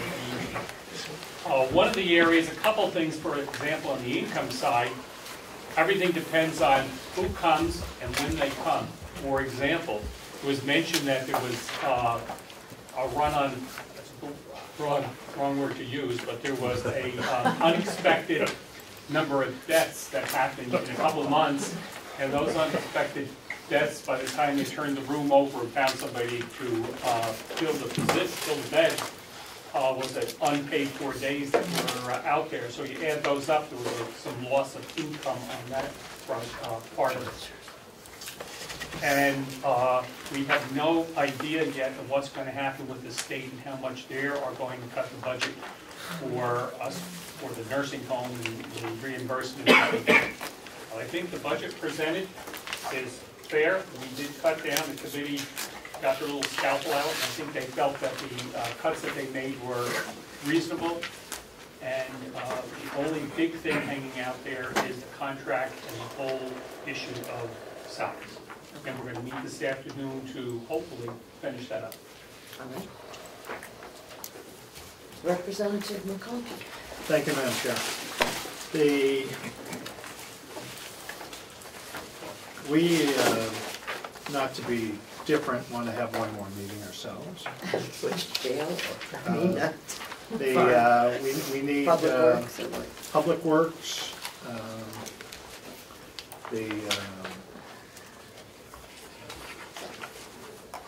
registry, our regional appropriations. I believe we talked about that last time, and I believe we cleared that and that we were in favor of those. Excuse me, just, I believe we still have an outstanding question on one of the regional agencies. I don't believe we voted on that yet. Okay, so we have one more to do, so. It may sound like we have a lot, but we have some things that have changed around here. I'd just like to highlight the Registry of Deeds, if I could, please. Sure. Page 12. Page 12. The registrar has wanted to go live this year, and we've been looking at proposals, estimated income, expenses, and so forth. And I will summarize our feeling at this point, which is not a vote, that we will come to next time, is that we're probably not ready to go online right now. Our discussion is, and the registrar has provided some new information that we'll share with the subcommittee.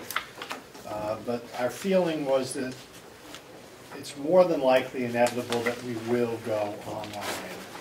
But before we can go online, there's a lot of administrative work that needs to be done for, the term I guess is redact the information. So that we can, for the information that goes online, we can provide a better level of security for the people of the county, not showing social security numbers and so forth. It's a tedious process. Every document, where it might be scanned at this point in time, has to be brought up, reviewed. And that's going to take probably a year to get done.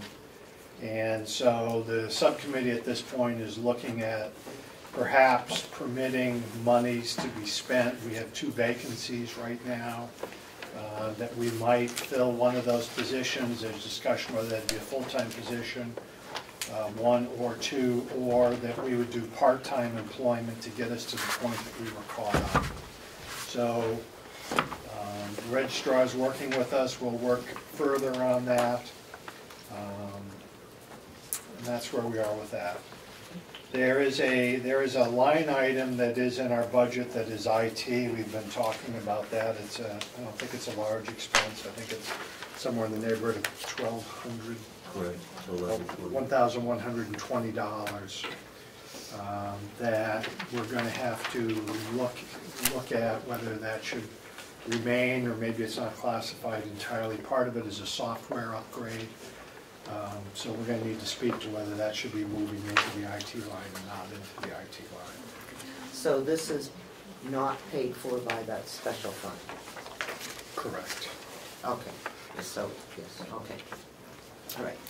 So that's a discussion you can have with Kathy Gary. Thank you. We will. And I don't have anything else to really tell you unless the committee has other points they want to bring up at this point. We're a tight working group as something is. If there's anything else. You want to talk to us about the farm? Public Works on the capital appropriation, is that the? Yeah.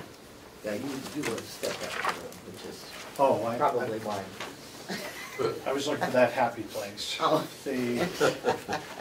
Is my understanding, or was brought to my attention by the chairman, that there was a $20,000 item for tractor that was on the listing. I was unaware of it. I spoke with the superintendent of Public Works, who is out of town right now, informed me that it was probably the wrong nomenclature. It is for the eventual replacement of a truck. And we have had discussions in the past. He has talked to that effect that a truck could be anywhere from $50,000 to $70,000, and wanted to be ahead of the curve when the time came to replace it. So that's his request, and the subcommittee will take that up. Okay. Because you had mentioned maybe someplace between 5 and 10 would be appropriate. I'm still of that opinion, but we haven't discussed that as a subcommittee. Okay. And there was also under capital expenditures. Where did I see that? I have one more thing too. Okay.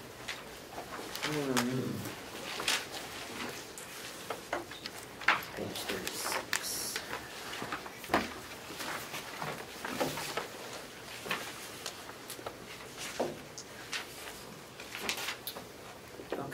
we had a capital expenditure for the farm of 8,000. And I don't know what that is, but you can look at that as well. I believe that's to pay off the wood processor, but I'll find that out. There's some question by the superintendent, a feeling by the superintendent that if we were to pay off the wood processor 2 years earlier or ahead of schedule, that it would be a savings of $1,000 or $2,000. We'll follow up on that. I will say for the subcommittee and for the others, we have been talking about the lack of meters that are in our complex, and some of us have the opinion that those are valuable and some of the opinion that are not. And the superintendent had brought together old numbers for me because it's a continual request of mine, apparently taking a lot of time to follow up on those. And I spoke with the Water Division, DES, and there's a new round of funding come available mid-May, pre-application June and August, that would possibly permit us to make those improvements if we were to start thinking now, whether it be metering or looking at our distribution system of water, other improvements we might have to do. And because of the economic makeup of our county, might permit 15 to 20% of those costs over a 5, 10, or a 20-year loan to be forgiven. And I think it's a perfect function for Public Works to be looking into what our future needs are for our water system and appropriate use of their time. So I will work with the superintendent when he gets back and the commissioners, and I think it would be a great benefit to us going forward. We've only been talking about water meters I've been on the committee for 8 years, or 6, 7 years, something like that. But we haven't funded it. Sometimes, Madam Chairman, I can tell you from my experience over 12 or 14 years, a good discussion just needs to keep going on time and time again. Okay, so it looks like we're all... Might I ask? Oh, yes, you may. Well, thank you, Madam Chair. Getting back to the Registry of Deeds, when we had talked about that job of redaction, and I see our HR director is here. I had raised a question as to whether or not, I assume that ladies are union employees, but they're not. No, this even makes it easier. I raised a question of, would it not be more appropriate to go to a temp agency for this type of position rather than to hire an employee for that? For a job that has a specified beginning and a specified end? Go ahead. And Lisa and I had talked about that, and definitely we could look at a temp position if that would be the case, that there's going to be a specific project with a timeline. We could definitely look at a temp person for that. Right, thank you. Great. Okay. All right.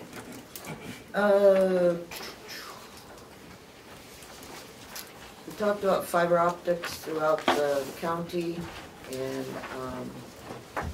I think that we are, at least the subcommittee on whatever I am, thinks that it's a good investment for the county to make. And I think that it will move the infrastructure of the county to a much better place. And this is I believe, a well thought out investment, with the IT committee participating, with our contractor participating, with people from all the departments participating, and so we'll finalize that at our next meeting. Okay, well, it sounds like we've made quite a bit of progress on the budget, and so that's a good thing. Now, since the budget wasn't too controversial discussion, everybody's happy. All of us agree that we're gonna have at least one more meeting. And then we can proceed. So,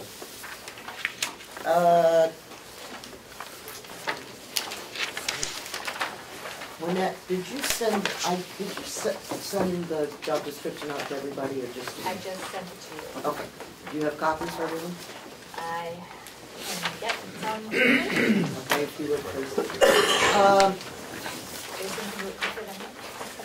At our last meeting, we had, at the last subcommittee meeting, we probably had a robust discussion. That's a good word. Okay, thank you, Mark. That the subcommittee had in regards to whether we were going to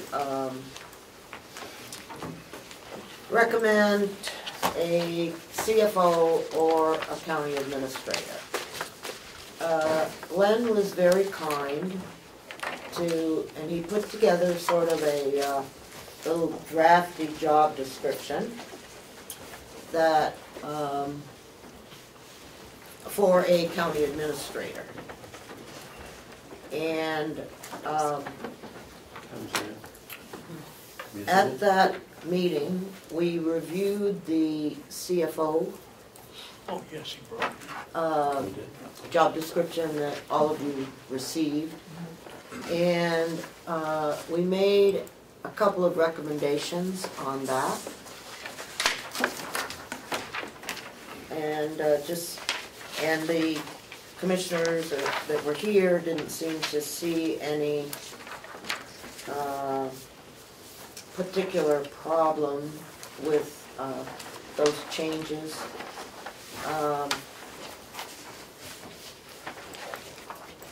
And of course, stacked in here someplace, but it was basically dealing with the qualifications that we were asking about. And the commissioners had indicated that they were looking for someone that could go from CFO to county administrator, but the way that the job description was written, that option was really not in there. And so when we discussed it, and it was primarily under education, qualifications, and affiliations, we wanted to make sure that we included public administration as a degree that a person could have. We took out the fact that we wanted a CPA, because that's, you know, not really a necessity for a CFO. And we changed the minimum of 10 years to between 5 and 10 years, because we felt that if a person was going to be able to grow beyond the CFO, that it might be good to bring in a person that had the qualifications, but maybe not the 10 years of experience. And so those were, as far as I know, the things that we had recommended changing. Was there anything else that? Not that I can think of. Okay. So that's kind of where we were on that.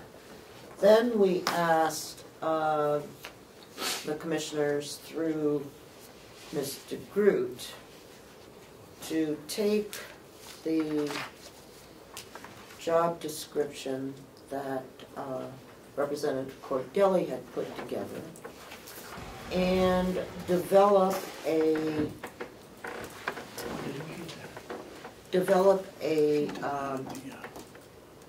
job description for a county administrator, so that as we are trying to frame this discussion, which I can't find a copy of, that we had some sort of idea as to the differences between what a CFO would bring to the table and what a county administrator would bring to the table.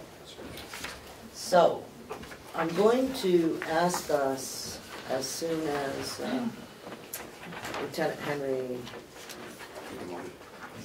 Captain Henry. Superintendent. What do you want to be? General? You want to be the general? General would be perfect. Okay, all right. He is the general in charge of passing out the papers. That goes office supplies. Oh, yeah, there goes office supplies, okay.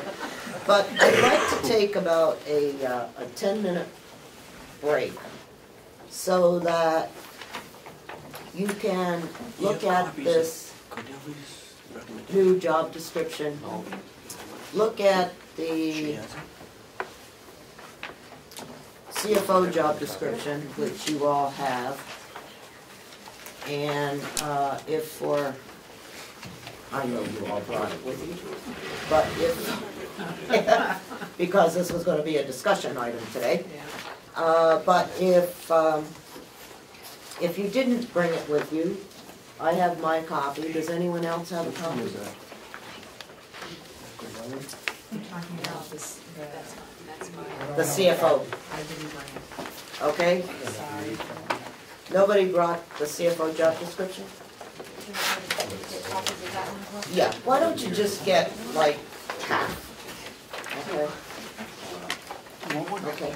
Why don't we get just half? That way they can share. Because their 10 minutes is supposed to be looking at the two of them. Okay, so we'll be back at 20 minutes after 11. It wasn't updated with the changes. That's why it's so. Well, it was, this job description was sent out, yeah, a while back, okay? So, if we could please,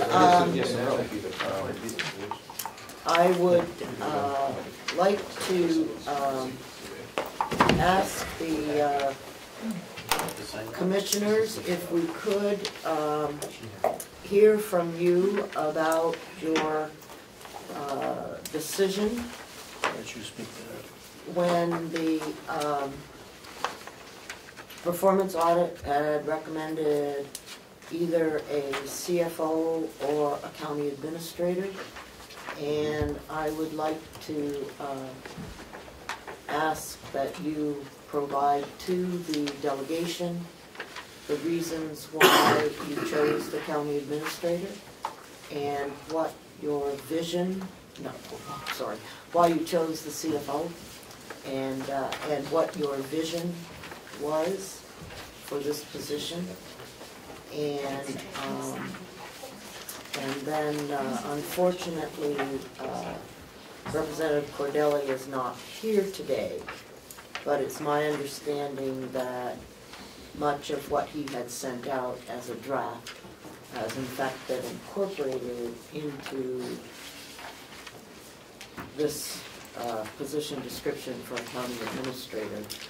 And I will try to summarize what is here from our discussion. So, well, when I first reviewed the performance audit, it became very apparent to me that the issues we had in this county were in the finance area. And once I got sworn in, and the other two commissioners, we discussed this issue.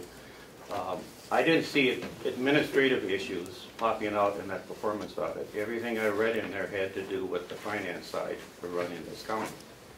And my proposal was we should hire a CFO that has the ability down the road to become an administrator. But our biggest concerns and our biggest issues all are in the realm of finance. We've got very good people in this county. If you look at the nursing home and the jail, and all our administrators are doing a great job. I don't see a problem on the administration side. Now, I've only been here 6 weeks or 8 weeks, so, but my exposure to our issues all have to do in the finance area. And then my recommendation was we need a finance person to come on, get us up to speed, get control of the cash flow, make sure that all the departments are working together in a financial way. He could be doing the financial reports at the end of the year for us. But whoever we hire in this job has to have the ability to become an administrator, because this person, in my view, is more than just a finance person. So that's why we were looking for somebody with 5 to 10 years worth of experience. We could see what kind of administrative experience they had, what kind of background they had. Once we get a financial house in order, then we would propose to start giving this person administrative duties at the same time. And the Board of Commissioners all agree with that? So that was the background of what we had. And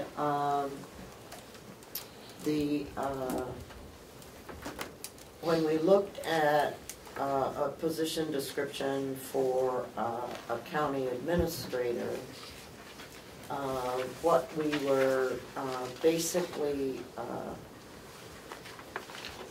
looking for was someone that had a strong financial background, but was able to provide assistance throughout the county complex. And I believe that if, through reading this, that is how the position description goes. And, but it also provides additional services, if that's the right term, in regards to kind of helping to manage the organization, acting as the public voice for the commission, answering questions, getting the 91A things all working properly, and you know, hopefully bring more of a consistency over election cycles, if that's the right term. Obviously, we would anticipate that an administrator would stay for more than a couple of years, but would be here throughout a length of time that would make that a possibility. So, those are the two, the two positions, I guess, that we have. And I don't think that we need that. I would not like to have a motion today. I would like to spend the next half hour discussing the pros and cons of this. I realize that, you just got this, and that's why I took a little break so you could read through it. That it would give you an opportunity to compare the two side by side. The commissioners were looking initially for the CFO so that that person could concentrate in the financial area. And when Commissioner Miller had mentioned that he wanted the concept was that that person would go beyond the CFO in a certain amount of time, that was one of the reasons why we added the public administration degree. And so that's kind of where we are. And of course, the two positions are probably $30,000 differential, you know, between what they have put in the budget for the CFO and what we could attract a county administrator for. I think it was 88 that's in here. Is that the right figure? No, for the CFO. I think it was 88. And I would figure that it would be in the 110 to 130 range for hiring a county administrator. When you look at what the county administrators across the state are earning.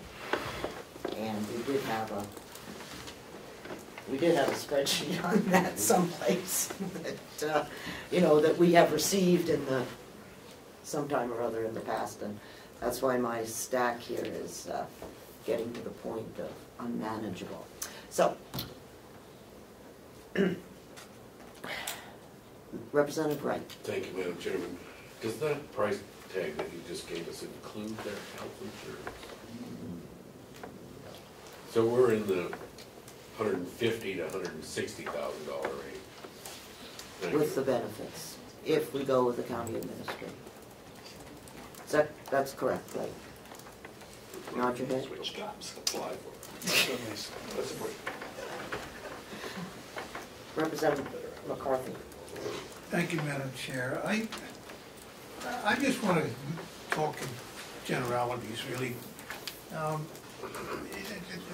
The difference between the two positions I see is much greater than what meets the eye. If you're looking strictly for a county finance officer, well, and you say, well, we might move him up. But somebody who is just a numbers person might not be the one that we want to move up. I think a county administrator with a strong background in finances would be the much better deal, because it takes two things in the county.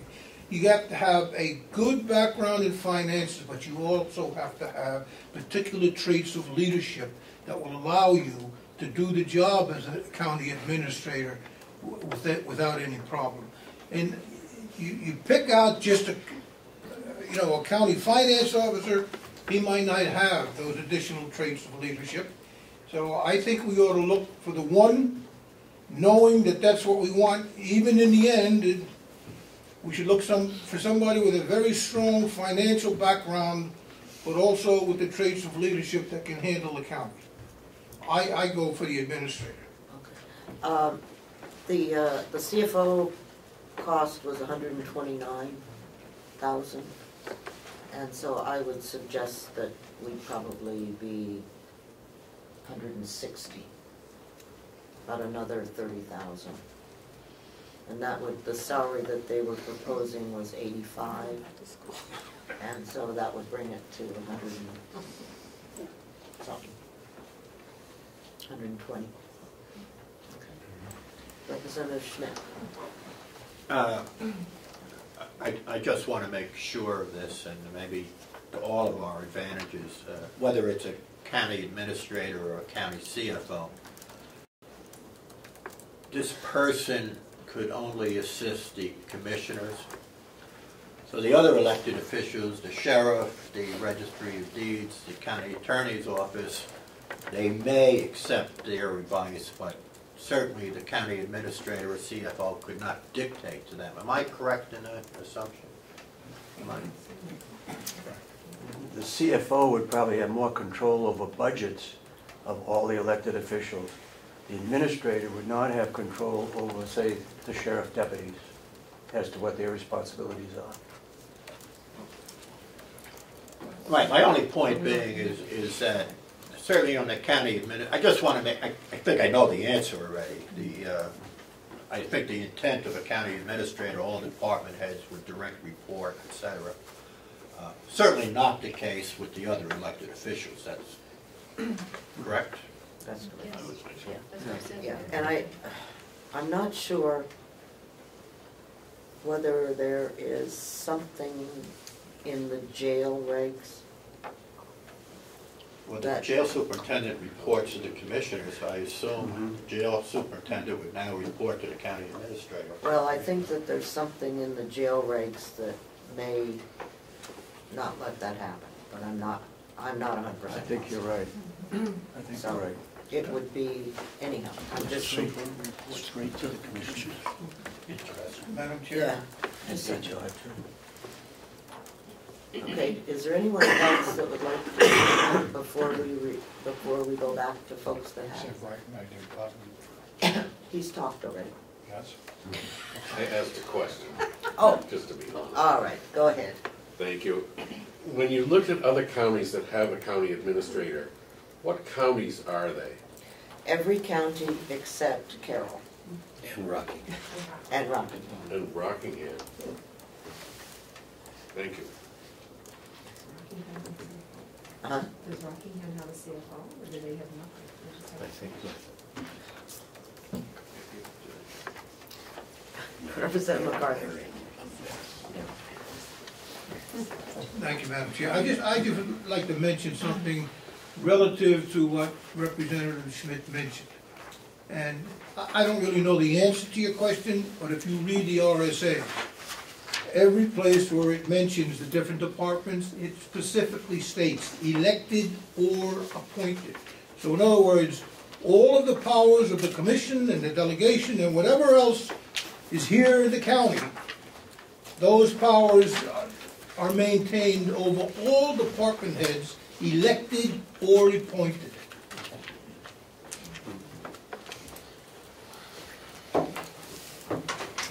Representative McConkey. Thank you, Madam Chairman. Setting aside what the cost difference would be between the county administrator and CFO, I don't think we're to that point right now. We don't know what it's going to take to attract that unique individual that this county desperately needs. I am not in favor of a CFO. We have a broken financial system that adding one more person to it isn't going to get us, in my opinion, where we need to go. In my opinion, what I've seen over the years, and not just with these gentlemen sitting in front of me, is that we need someone that's sitting on top with skills that we don't even begin to possess right now, with areas of expertise that we don't have right now, and we're never going to catch up with those. I see going forward that if we had an administrator, we will see some savings in how the process happens. We're still going to have commissioners. Commissioners are still going to be policymakers. But there will be some point that we won't need to be paying as much for those positions as we are now. And part of that money is going to be rolled into this. Can we afford to have that administrator? I say the opposite. We can't afford not to have that person. Our legal bills, whether it be commissioner to commissioner or people leaving this facility, is a huge burden and wants to be going up further. It's my hope that an administrator would certainly help in that goal.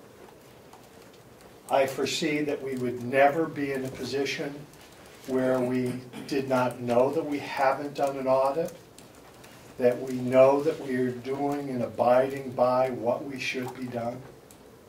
I see that an administrator that's worth his salt knows that we've never paid any money down on the bond for the nursing home, but it would be taken care of. The savings in the first few years, it might be an expense in the first few years, but over the course of time, it's going to be nothing but a more efficiently run county. We are so far from that right now, and it's costing us money all of the time. Well-intentions cannot continue to run this county complex. 23, 24, $26 million, I don't know what it's going to rise to. But 3 well-intentioned people cannot do that, have not done that, and we shouldn't allow that to continue. So I will not support any position for the CFO unless we're eliminating personnel and that one person can take on those responsibilities, which I don't believe it'll happen. And I would only support the administrator, and we will need to find a way through some cuts somewhere this year, some cuts in the future on what we're paying for county commissioners, but we're going to need to get there, and we're going to need to get there soon. So I wholeheartedly would support the administrator. Thank you. Representative Butler. Thank you, Madam Chair. In our subcommittee last week, we discussed the options, and the commissioners had requested that we support the CFO, and in a vote 2-1, we said that we would support the CFO position because that's what they feel is needed, and that is what would be most effective in terms of the administration of the county with our current commissioners. And Commissioner Miller was at our meeting, and at the end of the meeting I turned to him and I said, okay, so we've got a couple of years to work on this, and then in your second, after you're reelected again, we'll be able to move this in whatever direction you feel is going to be productive. And we all kind of agreed that the CFO is a good position to start with because of our need in that particular area, but that eventually we should have an administrator, or that seemed to be the sense. And Commissioner Miller said, I'm here one term, that's it, I'm here one term. Somewhere in the shower over the past week, oh boy, that's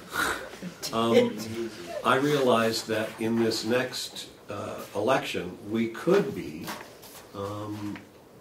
seeing 3 commissioners who are not going to ask to be reelected. Maybe they will, maybe they won't. But what happens if we are here, some of us, a few years from now, seeing 3 new commissioners responsible for administering the county? They're going to do it and likely do it well, but they're going to have no institutional memory and little institutional history. So even though I supported the CFO recommendation initially, I think rather than that, we need an administrator, somebody who hopefully is going to be effective, because we don't know that we're going to hire successfully, and who hopefully is going to stay here for a while, although with this delegation I can understand why people might leave. I'm sorry. We can be contentious. I had noticed. But I think the administrator position with a serious focus on finance for the first several years is probably a better answer. And so unless arguments come forward otherwise, that's likely what I will support. Yes, Representatives. Sarah, hand up first. Oh, okay. Shall I? You shall. Thank you, Madam Chair. My experience, being a selectman and being a school board member for 18 years for both, working under, and being chairman most of the time for both of those, working under a superintendent and then working under a town administrator, I found that, and then actually I was the chairman when we had to go out for a new town administrator, and I had to be the go-to person for like 6 to 8 months because we didn't have one, running a huge budget. It was a task anyways. So what I found in the interview process is that every applicant had always had a strong financial background when they came to us, and then of course had great abilities as far as administrating. So I thought, you know, we got 2 for the price of 1 when we interviewed, and the superintendent kind of is like an administrator also, because they oversee what's going on in the school district, and they're the captain of the ship per se. They didn't have the authority to hire and fire, the school board did, and of course as a town administrator, the selectmen had the power to hire and fire, and that's what the commissioners would have the power to hire and fire. But I found that I would be in favor of the county administrator only because I believe the applicants that you will see will have a very strong financial background, and if they didn't, I would put that application aside. Okay. Sure. I guess my Commissioner comment would be regarding Representative Wright's question. There are 2 counties that I am familiar with that have an administrator that is also the nursing home administrator, carries 2 positions. They also have a financial officer. And in most counties, with the exception of 3, they all have a financial officer. But in some, they combine the positions, like I said, nursing home administrator and the administrator. The reason I was shuffling through my papers is that I was looking for this form, which was right under this piece of paper as opposed to that. And the county administrator's salary runs from 106 to 147.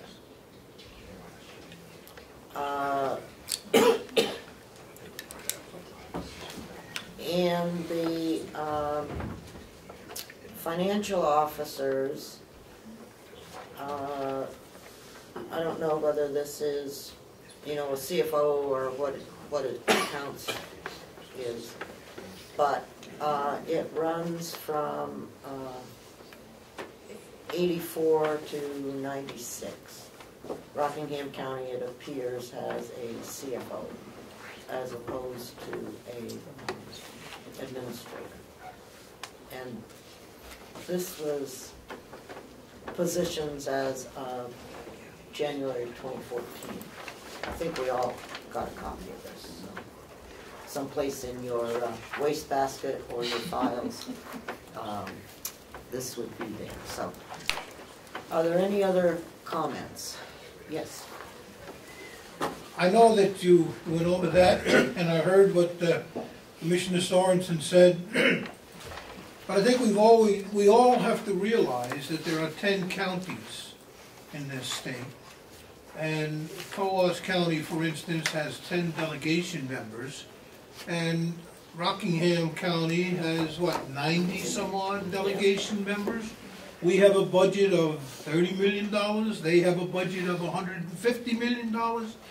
These are just the policy books from Hillsborough County, both, one for the executive committee and one for the delegation.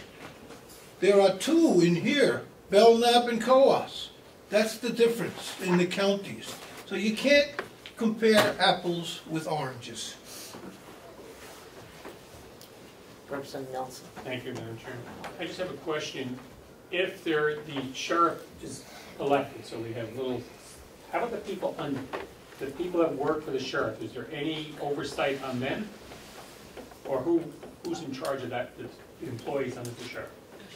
The sheriff. The sheriff. Now, dispatch is a different thing, okay? The sheriff controls the sheriff. Okay, the dispatch is controlled by the commissioners. Although the reporting thing goes to the sheriff, rather than having dispatch report to the commissioner. So,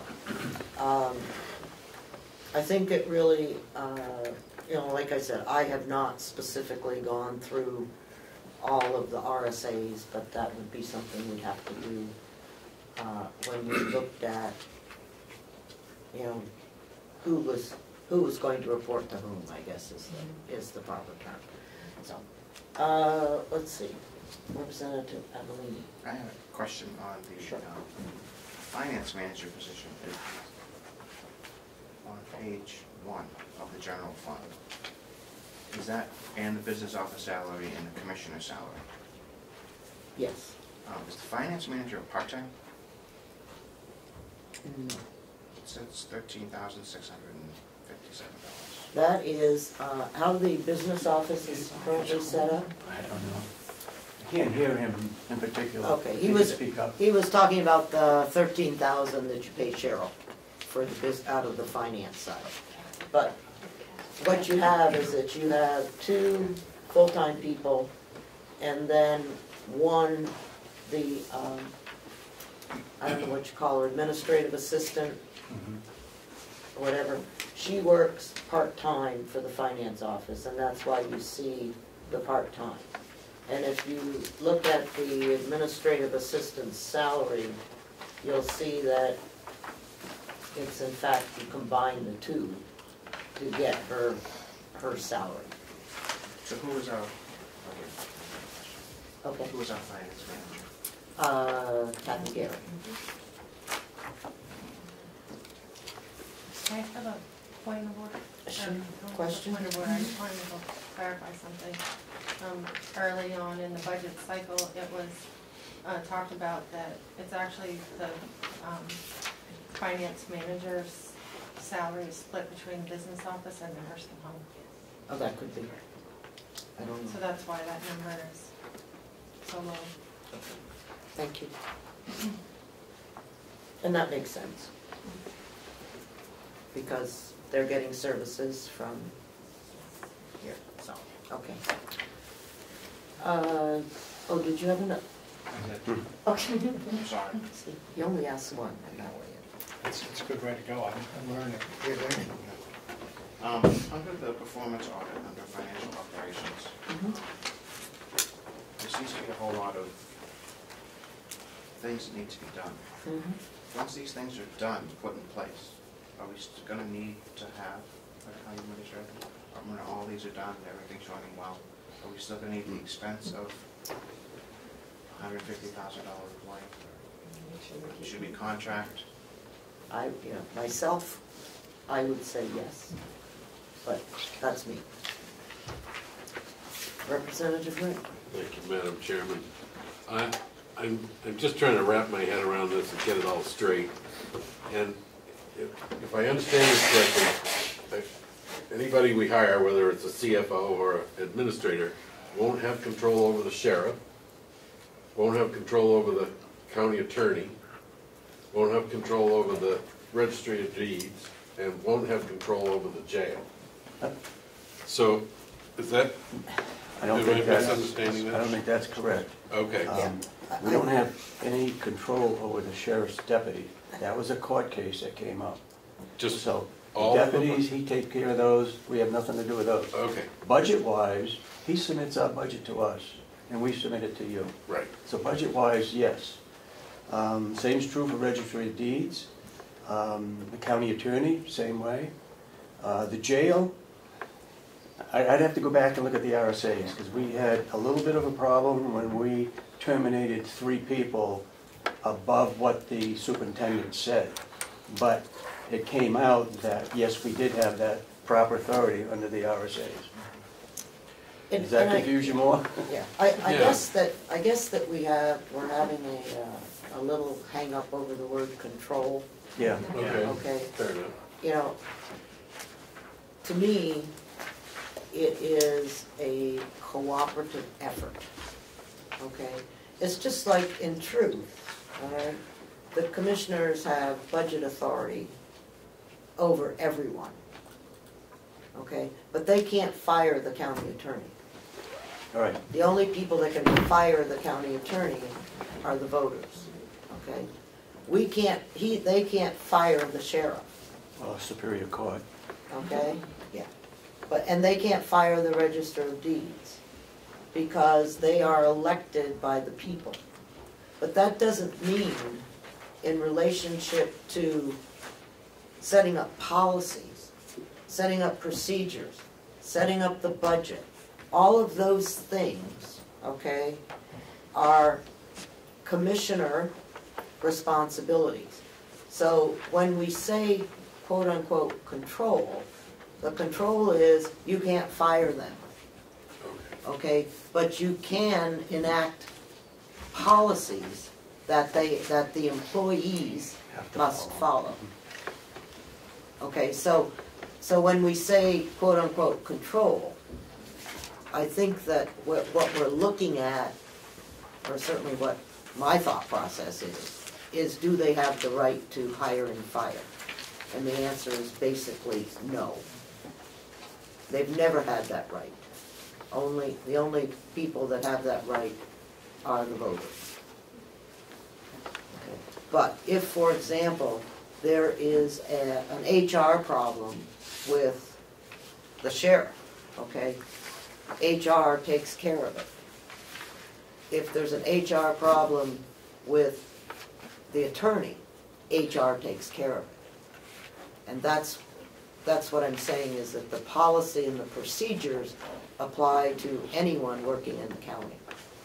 And of course, even as an elected official, you know, you sort of have to adhere to the policies. If you're out there, you know, doing things that are against the county policy, then when it comes time for re-election, I would assume that would become an issue in the election. You know, you can't have. I don't know what you say, but they have an input to the policies. You know, the elected officials have an input to the policy, and you know, so. Okay, we got 4 minutes. 5 seconds. Yes. Thank you, Madam Chair. As we start winding up, because it's almost lunch, I just want to say that all the discussion that we're having on the town administrator or the county finance person, I really want to say that Kathy Gary is a wonderful person and works really, really hard for the county, and I don't want any of us to say that, you know, by thinking that we're going in this direction, that she doesn't do a great job, and that she certainly has a lot of history here and tremendous amount of value. So I just wanted to say that. Okay. Representative McCarthy? Thank you, Madam Chair. Yeah, I just wanted to go back to what you were talking about. I do have copies of the RSAs, and for instance, in Title II, Chapter 2415, it states, "No county commissioner, elected or appointed county officer shall," etc., etc., etc. And then in 2415, it also says, "If any county commissioner or elected or appointed county officer," blah, blah, blah, blah, blah. In all of the RSAs that I've read and I'm familiar with, that's the way it puts it. County officer, elected or appointed. Okay. Representative McCarthy. Thank you, Madam Chairman. 3 points. I don't think I'm going to 4. One, when I heard the listing of costs between the financial officer and the county administrator, I saw at the bottom end of the scale to spare of $20,000 between the two. So I don't think that we need to be probably talking in the upper range when we were saying 160,000 and more with benefits. Number one, if there's two things I've been told over the years, someone will leave a job for $2. So number one, we're going to be a hero at $10,000 more than 80,000, 106. Number one, not that I agree with the point. Number two, a person that comes in as our administrator could be a younger person who is going to have the best credential given to him ever going forward in his career. Because that person could achieve things that he'll never see anywhere else. So I think you're going to see people who want to come to the job. When I look through the position description, I know that many of us men sitting here, including the commissioners, could never even apply for the job because working condition and physical demands mean you have to be able to hear. So most of us could never. Yeah, most of us could never apply for the job. So I know it was the Madam Chairman's choice not to move to a motion at this point. I have not heard anyone speak in favor of moving forward with a financial officer. My good friend from the north has had a change of heart, and I believe it was a 2 to 1, and I would respect the position if you want to go back to your subcommittee again, but that would tell me that this is now flipped from 2 to 1, and I would, sitting this close to your left arm and knowing your military background, I am going to propose a motion that the commissioners move forward with their budget request for a county administrator as opposed to a financial officer. You don't need that as opposed to. Okay. Can I increase that budget by 20,000? That's up to you guys. Well, when you come back. 100,000? When We you are come at back. 80 now. Who seconded that?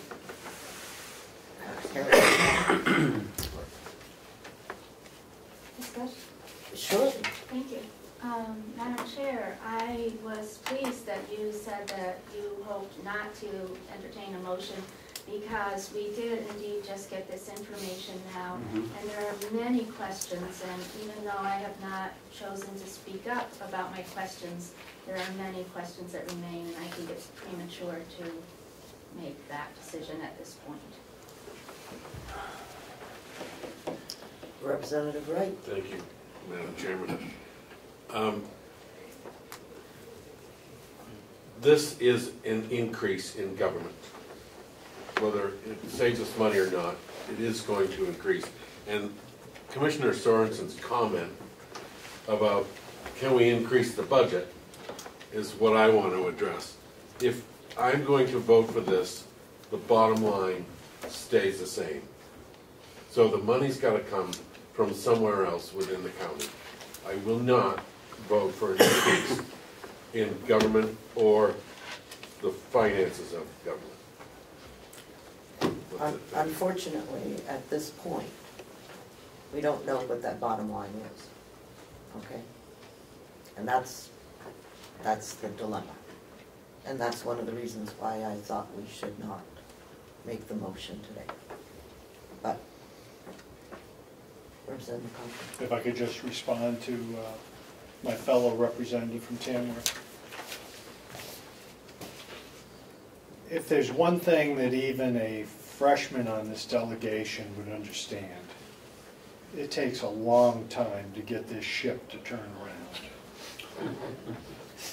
And if I believe we would serve the commissioners better if we were to give them our clear direction at this point and allow them extra time then to start working on the particulars on where they're going to find some of those savings if they think they're going to need to pay more for the administrator.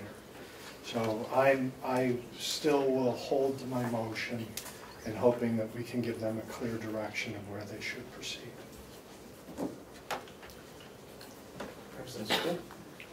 Thank you, Madam Chair. I will support the motion. in the years I've been here, it's clear to me that we probably could have used and still require some professional help. I'd like to point out that the county budget is now approaching $30 million. And if you want to work out the percentage of, let's even go to 150K over 30 million, what you're looking at is a fraction of 1% for a professional manager to manage a $30 million enterprise.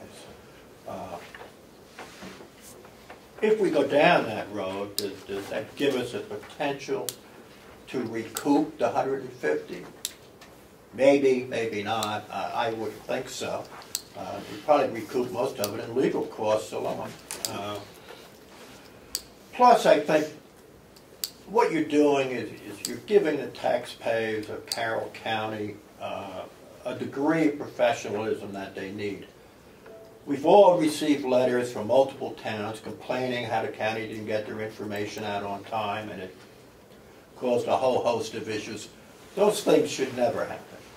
Ever. Never, ever, ever. And they do. We mentioned the issues with the finance, and I fully agree with Commissioner Miller that, and hopefully we can get an emphasis on the financials so that will never occur again. But really, I think the time has come that really the intelligent thing to do for everyone concerned is to have a professional administrator who can assist. If I was an elected commissioner, I'd be jumping up and down saying, please God, hire an administrator. I mean, that seems like a no-brainer to me. I will support the motion. I would urge all of you to support the motion. Thank you. Anyone else have anything? Representative Ticehurst. Thank you, Madam Chair. If there's anything that even a freshman delegation member realizes, it's that we make poor decisions when we fail to ask the appropriate questions before we make those decisions. Thank you. Representative Comeau. Thank you, Madam Chairman. I just wanted to weigh on what's in front of me. If I only have two choices, which is the CFO and administrator, I would say administrator. I see the CFO as being too comprehensive for what we need. And what I see this county needing is administrative continuity. I always talk about Wakefield, but they have a very good administrator and they have continuity. So if the elected officials change over, there's still a constant. And the control mechanism is still the commissioners. The administrator is there to assist. Now, I also agree it shouldn't cost any more because I believe the amount of money that has been wasted over the years could easily pay for this position. That's my comment. So if I can interpret what you just said a little bit for Representative Wright, is that your ROI on this should be within 3 to 5 years.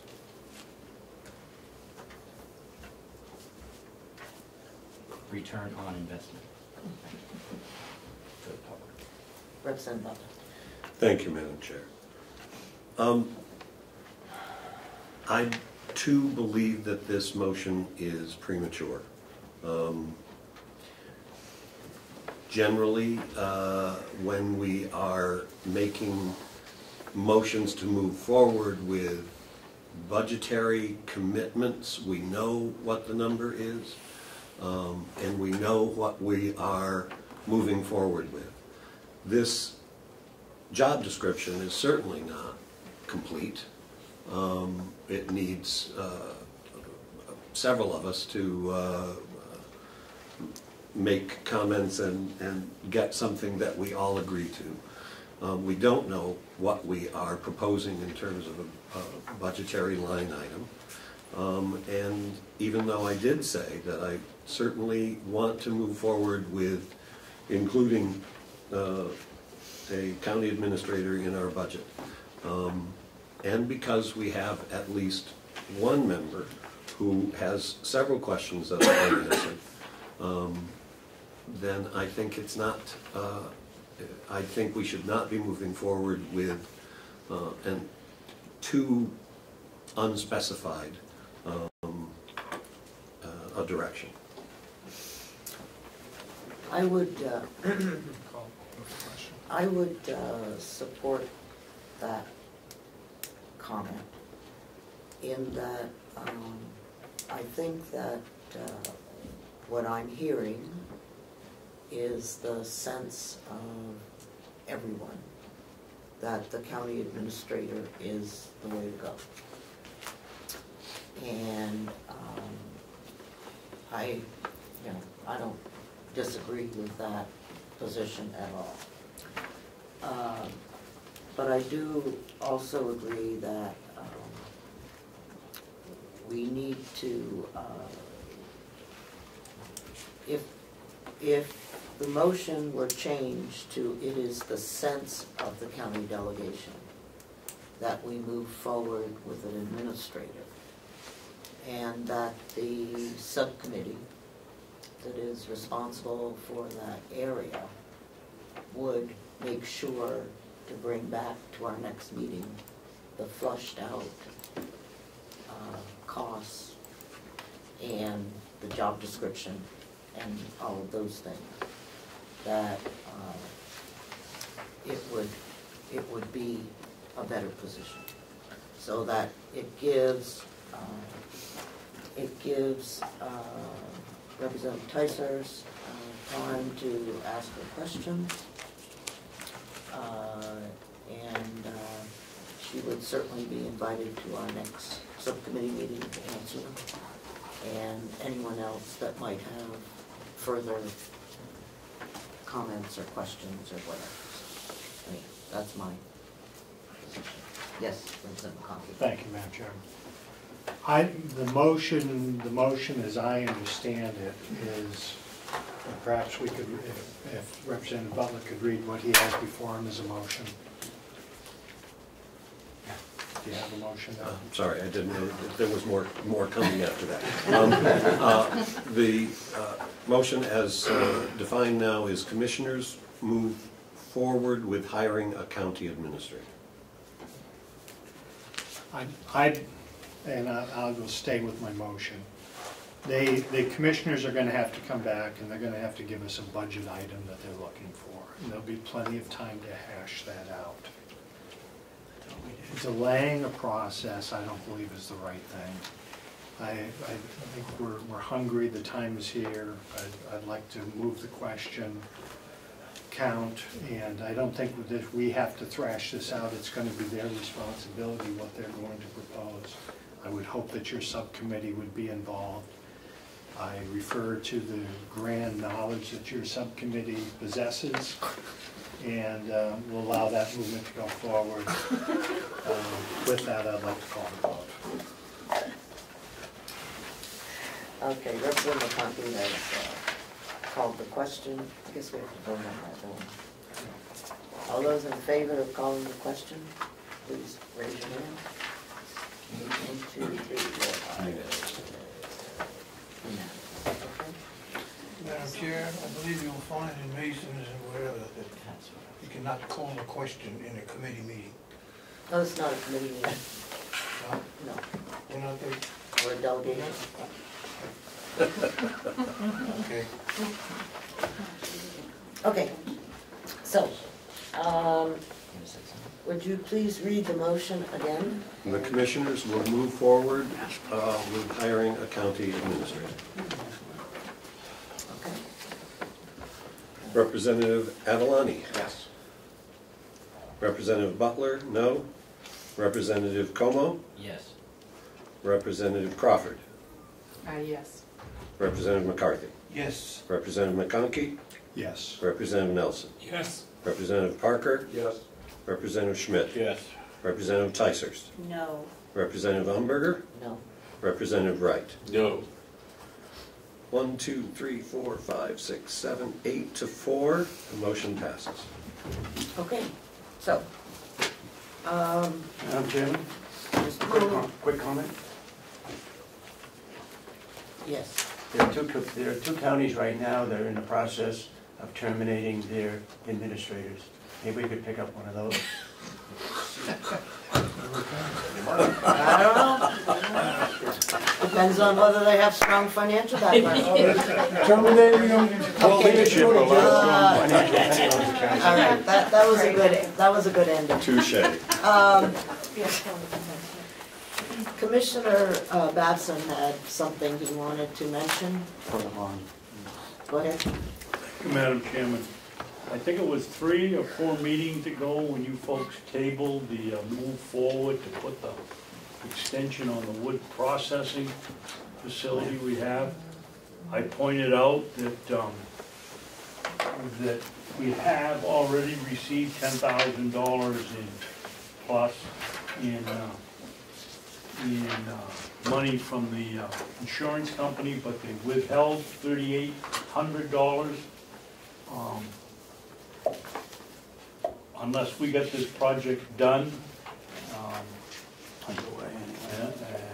the rules decide that they will go back and give us an extension till May 24th to put in the final slab. 3 or 4 contractors that looked at the project all suggested that we don't pour the slab until warm weather. I reported that to you folks 3 or 4 weeks ago. Do you still want to put the $3,800 at risk, or do you want to move forward? We have until May? Yep. To get the project, get to that point where all they have to do is pour the floor. Melissa, do you remember when we did that? Because it wasn't in December. Was it in January? I have that. I believe it was at the same meeting that you voted not to go forward with a probation office. In fact, I know it was. Which would have been the first week of January or the second. Okay. Because we had a January 15th deadline for that. And the money is there. We voted on it, we voted that January 9th. Yeah, okay. The motion to table the wood processing facility expenditure? Is that the one? Yes. Okay,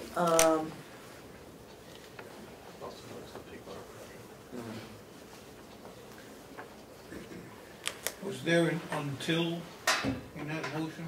no, but it said Representative Schmidt, you can look at your minutes.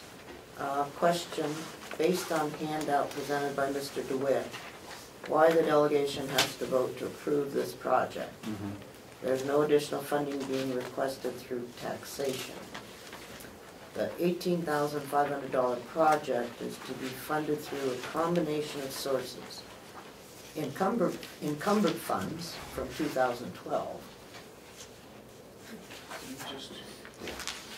Encumbered funds from 2012. Must be money in there. Insurance settlement from the pole barn collapse of $10,000. And additional anticipated insurance payment of $3,000. Yeah, $3,800. My memory was I made the point that there was not $1 of additional county expenditures required. My point was I had no understanding of why you even brought it before us. But because it's expending over $5,000. I could make a motion to, Madam Chairman. And Representative Parker requested a financial breakdown, including more solid numbers on the current campfire wood processing operation, as well as future projections, which I don't think, have we seen that? No. Okay. So, I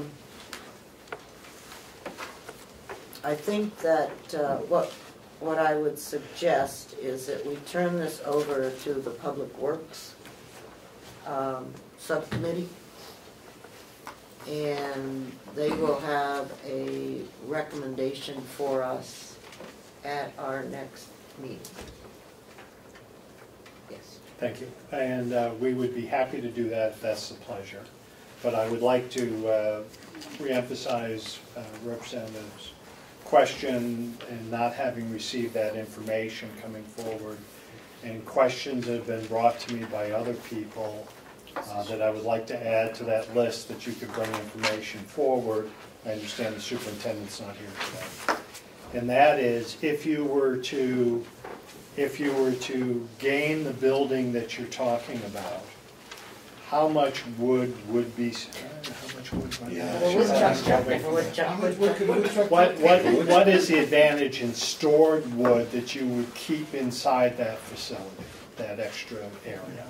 Because it would appear to me that it would probably be no more than, unless it's restacked and moved again, which is not efficient, 3 to 4 trucks at most of wood that you'd be able to put in there without having to touch it. So if you could just find that answer out for me so I could share that, I would appreciate it. Okay, we're not going to discuss it now. Just to answer Representative Schmidt's question, we went to the county attorney because we're reducing the size of the building and changing the location. We needed to come back. That was his answer. Okay, so Should have shopped it around a little more. we'll have something on that at our next meeting. Move to rent out and convention. Do I have a second? Second. Okay, I don't care who you put down. All right. All right, we have 2 motions to approve in convention. One is on the minutes. Can I have a motion, please? That's the purpose of the purpose. So move the minutes. Why? So they can just continue to Right. Second? Okay. All those in favor, say aye. Aye. We have a second motion that is, says the, Commissioners will move forward with hiring a county administrator. okay. Second.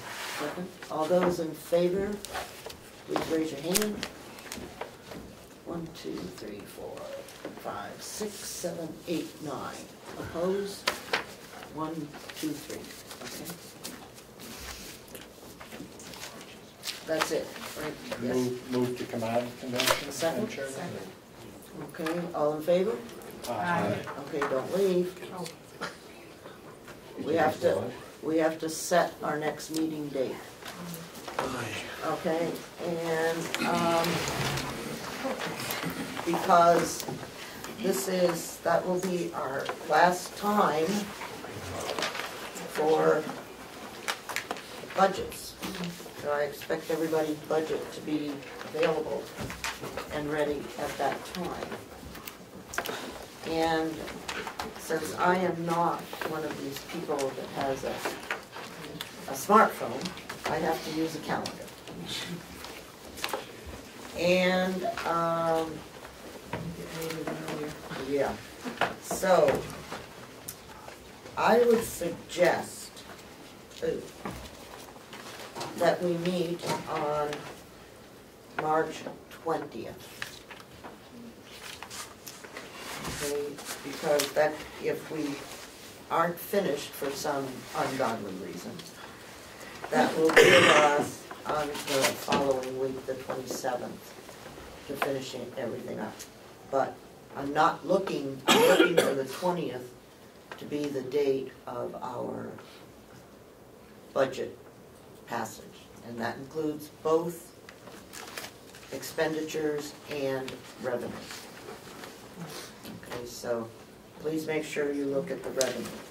And that gives us 2 weeks. No. This week is legislative break, and so people are probably have plans or something to do. So that gives us 2 weeks to come to grips with that.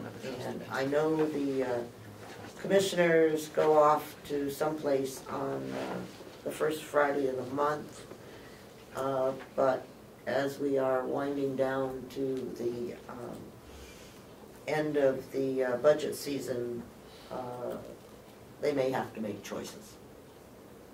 So that's up to them, how they handle that. Thank you. So, Friday the 20th at 9 a.m.? Friday the 20th at 9 a.m. Just a little announcement. If anyone didn't hear me, the jail subcommittee will meet next Friday, the 27th of February at 9 a.m. here for those of that subcommittee who can make it. 9 a.m. How's that work? Hopefully, it's going to be me and Frank. You'll get that. Okay, anything else? Yes. An announcement, please. This coming Monday, the Valley Original Restaurant Group is sponsoring a discussion on the minimum wage at Granite State at 9 a.m. The Business and Industry Association, the New Hampshire Fiscal Policy Institute, and the New Hampshire Lodging and Restaurant Association will present various perspectives, and we'll have a chance to talk about that. I hope that some of you can come, and I think for me, it's going to be a useful discussion of our community's perspective on the minimum wage. I'm sorry. Monday at 9 a.m. at Granite State. Granite State or Granite State? State. Where is that? You know where the Economic Council and the Business Incubator is in Conway? No, that's not mine. Okay, yeah. It's Tech Village, it's called Mount Washington Valley Tech Village. I think That's the sign. As you'd be coming up, it's on the right-hand side. If you go past the tattoo place, you've gone too far.